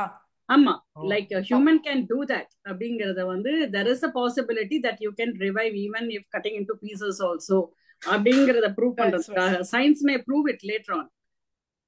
We have to wait for it. ஆமா. சின்ன வயசுல படிச்சோம்னா பயமா இருக்கும். அது சொல்ல மாட்டேங்கிறாங்கல்ல. ஆமா ஆமா. ஏன்னா அந்த மாதிரி நிறைய அதுல உள்ள போனோம்னா இப்ப வெளியே வர முடியாது. சார் வேற திட்டு வேண்டாம். சார் திட்ட ஆரம்பிச்சாருன்னு கரெக்டா ஞாபகம். ஆமா ஆமா ஆமா சார். சார் திட்ட வரல. பார்க்க கூடாது, சொன்னதை அப்படியே ஏத்துக்கிடணுங்கிறது மட்டும் ஒத்துக்கிறீங்க. நல்லதுமா, நல்லது. இன்னும் இதுல இன்னும் சில ஒரு நூல்களை பத்தி சில சொல்ல வேண்டியது இருக்கு. ஒரே ஒரு 2 நிமிடத்துல அதை மட்டும் சொல்லிடலாமாங்கய்யா? சொல்லுங்க. என்னன்னா, தோ பரமசிவம் குறித்து எத்தனை பேர் வாசிச்சிருக்காங்கன்னு தெரியல. அவருடைய நூல்கள் வந்து வாசிக்கலைன்னா நிச்சயம் வாசிக்கணும். ஏன் அதை வாசிக்கணும் அப்படின்னா, தமிழர்களுடைய பண்பாடு கலாச்சாரம் குறித்து அவர் ஆய்வு செய்து எழுதிய ஆய்வு கட்டுரைகள் எல்லாமே வந்து பொக்கிஷம். ஒவ்வொன்றும் பொக்கிஷம். கிட்டத்தட்ட ஒரு 10-15 நூல்கள் போட்டிருக்காரு. அந்த ஒவ்வொரு நூலுமே வந்து நமக்கு தெரியாத கருத்துக்களை நிறைய சொல்லும். வாய்ப்பு இருந்தா நீங்க வந்து ஆரம்பிக்கணும் அப்படின்னு பாத்தீங்கன்னா, அறியப்படாத தமிழகம், மஞ்சள் மகிமை, பண்பாட்டு அசைவுகள், எப்படின்னு நம்ம அவரோட பட்டியல் போடலாம். அதை வாசிச்சிங்கன்னா உங்களுக்கு அதுக்கப்புறம் நீங்கள் வாசிச்ச பிறகு அது ஏன் வாசிக்கணுன்றதை உணர்வீங்க. அதே மாதிரி வந்து தமிழ் குறித்தான புரிதலை வந்து வெளியே கொண்டு போன காட்வெல் காட்வெல்லுடைய நூல் அதை அதை உங்களுக்கு சொல்லணும். அந்த முழு வால்யூமே 4 வால்யூமே நான் வாசிச்சிருக்கேன். இதில் ஒரு சிறப்பு என்னன்னா, அவர் வந்து கிட்டத்தட்ட 92 மொழிகளை, திராவிட மொழிகளை வந்து ஆய்வு செஞ்சு தன்னுடைய கட்டுரைகளை தரார். அதற்காக அவருடைய டோட்டல் அவருடைய வாழ்க்கையே அதுக்கு அர்ப்பணிச்சிருக்கார். அதன் பிறகு அதுல இருந்து அவங்களுடைய மகள் அதை தொகுக்கிறாங்க. அப்படியெல்லாம் வந்து அந்த அந்த நூல் குறித்தான புரிதல். இதுல என்ன ஒரு பெரிய ஒரு வெற்றிடம் எங்க இருக்குதுன்னு பாத்தீங்கன்னா, அது தமிழ்ல மட்டும் தான் இருக்கு. ஆனா அவர் தமிழை மட்டும் ஆராய்ச்சி பண்ணல. தென்னிந்திய மொழிகள் 92 மொழிகள் ஆராய்ச்சி பண்ணி அவர் அந்த நூலை கொடுத்திருக்கிறார். திராவிட ஒப்பிலக்கணம்னு, திராவிட மொழிகளின் ஒப்பிலக்கணம். தொல்காப்பியர் வந்து தமிழோட இலக்கணம் எழுதினாரு. இவர் ஆய்வு செஞ்சு திராவிட மொழிகளை ஒப்பிட்டு ஒரு இலக்கணம் எழுதியிருக்கார் எல்லாத்தையுமே. இது என்னடான்னா, தமிழ்ல மட்டும்தான் அந்த நூல் இருக்கு. அதை தெலுங்குல மொழிபெயர்க்கப்படல, கன்னடத்துல மொழிபெயர்க்கப்படல, மலையாளத்துல மொழிபெயர்க்கப்படல, துளுல மொழிபெயர்க்கப்படல, வேற எந்த மொழியிலையும் அது மொழிபெயர்க்கப்படவே இல்லை. அப்படிப்பட்ட ஒரு நூல் இருக்கிறதே மற்ற நம்மளுடைய தென்னிந்திய மொழிகளுக்கு தெரியவே இல்லை. இதை எப்படா தெரியும் அப்படின்னு நான் பார்த்தேன்னா, அண்மையில நான் ஒரு கருத்தரங்கம் பெங்களூர்ல அட்டன் பண்ணேன். அந்த கருத்தரங்கம் எது குறித்தனா, இப்போ புதிய ஒரு பொறுப்புல இருக்கேன், டிபிடிஏ அப்படின்ட்டு, திராவிட மொழிகளின் மொழிபெயர்ப்பு சங்கம். அந்த இதுல வந்து நான் வந்து தமிழினுடைய ஒருங்கிணைப்பாளராக இருக்கிறேன். அப்போ வைக்கும் போது என்னுடைய ஸ்பீச் அப்போ நான் இதை சொன்னேன். இப்படி ஒரு நூல் இருக்கு, உங்களுக்கு தெரியுமா அப்படின்னு கேட்டேன். யாருக்குமே தெரியல. பெரிய ஸ்காலர் இருக்காங்க, மூத்த முனைவர்கள் இருக்காங்க, டபுள் முனைவர் பட்டம் வாங்கினவங்க எல்லாம் கூட அங்க இருக்காங்க. இந்த மாதிரி இல்லவே இல்லை. அப்புறமா நான் சொன்னேன், ஒரு அன்பு தோழமை அங்க இருந்தாங்க, நீங்க தயவு செய்து இதை கன்னடத்துல மொழிபெயர்ப்பு பண்ணுங்க. அதே மாதிரி திராவிட யூனிவர்சிட்டி இருக்கு இதுல சித்தூர்ல, அதுல வந்து இந்த நூலை முடிஞ்சா தெலுங்குல மொழிபெயர்ப்பு பண்ணீங்கன்னா உங்களுக்கு இதன் பிறகு படிக்க வரவங்களுக்கு அந்த நூல் மிக பயனுள்ளதாக இருக்கும் அப்படின்னு நான் அதை வந்து சொன்னேன். இந்த மாதிரி நிறைய நூல்கள் இருக்கு. அதே மாதிரி லண்டன்ல இருக்க ஈழத்தமிழர் பேரா ரவிசங்கர் எழுதின அறியப்படாத தமிழ் மொழி என்ற ஒரு நூல், அதெல்லாம் வாசிக்கப்பட வேண்டிய நூல். தமிழினுடைய அழகியல் குறித்து இந்திரன் எழுதின ஒரு நூல் டிஸ்கவரி புக் பேலஸ்ல வந்திருக்கு, வாசிச்சு பாருங்க. உங்களுக்கு தெரியாத தமிழ் குறித்த செய்திகள் நிறைய அதுல இருக்கும். உங்களுக்கு நீங்க படிக்க படிக்க வியப்படைவீங்க. இதெல்லாம் தமிழ்ல இருக்கா, இதெல்லாம் தமிழ் இப்படி வந்திருக்கா அப்படின்றதெல்லாம் வந்து உங்களுக்கு தெரிய வரும்பொழுது ஆச்சரியத்தினுடைய உச்சத்துக்கு நீங்க போறத நீங்க பார்க்கலாம். அவங்க எல்லாம் தேடி தேடி நம்ம கொடுத்துருக்காங்க. இந்த மாதிரி நிறைய நூல்கள் இருக்கு. மிக்க மகிழ்ச்சி. சாக்ரட்டிஸ் கணேசன் ஐயா மும்பையில இருந்து இணைஞ்சிருக்காங்க. அவருக்கு என்னுடைய பணிவான வணக்கத்தை உரித்தாக்கிக் கொள்கிறேன். சார் பாபு சார், இப்ப அது எந்த புக்கை பத்தி நீங்க சொன்னீங்க? அந்த கர்நாடகால எல்லாம் தெரியலன்னு சொன்னது ஒப்பிலக்கணம். திராவிட மொழிகளின் ஒப்பிலக்கணம். இருங்க ஒரு நிமிஷம், அந்த புத்தகத்தை எடுத்து காமிக்கிறாங்க. கொடுத்த உங்களுக்கு ஒரு தடவை கூட நான் சொன்னேன்ல, திராவிட மொழிகளின் கால்டுவெல்ல திராவிட மொழிகளின் ஒப்பிலக்கணம் அப்படின்னு சொல்லிட்டு. கால்டுவெல் அது பாடப்பகுதியா இருந்தது சார். அங்க புலவர் சார் நான் வச்சிருக்கேன் சார், கால்டுவெலின் படிச்சிட்டேன் சார் நான் அந்த புக்கு. அதை விட அகத்தியலிங்கமும் வந்து திராவிட மொழி குடும்பம் அப்படிங்கறது அதோட சேர்ந்து அவர் எழுதியிருக்காரு. 2 வேலையும் போட்டிருக்காரு அகத்தியலிங்கம். அது இன்னும் நல்லா நமக்கு அதுவும் இருக்கு. அகத்தியலிங்கம் வந்து திராவிட மொழி குடும்பம் 2 வேலை. ஆமா, அவர் போட்டிருக்காரு. இப்ப நம்ம பதிப்பகத்தின் மூலமா ஒரு நூல் வந்திருக்கு. இவர் வந்து இப்ப இருக்கிற பேராசிரியர், அவர் வந்து சிவில் பட்டதாரி. அதுக்கப்புறம் வந்து சுமேரிய நாகரிகம், அது குறித்த மொழி குறித்த ஆய்வுகள் மேற்கொண்டுட்டு இருக்காரு. அவர் ஒரு நூல் கொண்டு வந்திருக்காரு, 5000 ஆண்டுகளுக்கு முன் தமிழன் அப்படின்னு சொல்லி. அந்த நூல் பாத்தீங்கன்னா சுமேரிய நாகரிகம், சுமேரியர்கள் பேசிய மொழி வந்து தமிழ் மொழி தான்ன்றதை வந்து அவர் ஆதாரபூர்வமா நிரூபிக்கிறதுக்கான எல்லா தரவுகளையும் அந்த நூல்ல கொடுத்திருக்காரு. அவர் பேருங்க சார்? புருஷோத்தமன். முடிச்சுக்கலாமா? முடிச்சுக்கலாங்க, மணி ஆயிடுச்சு.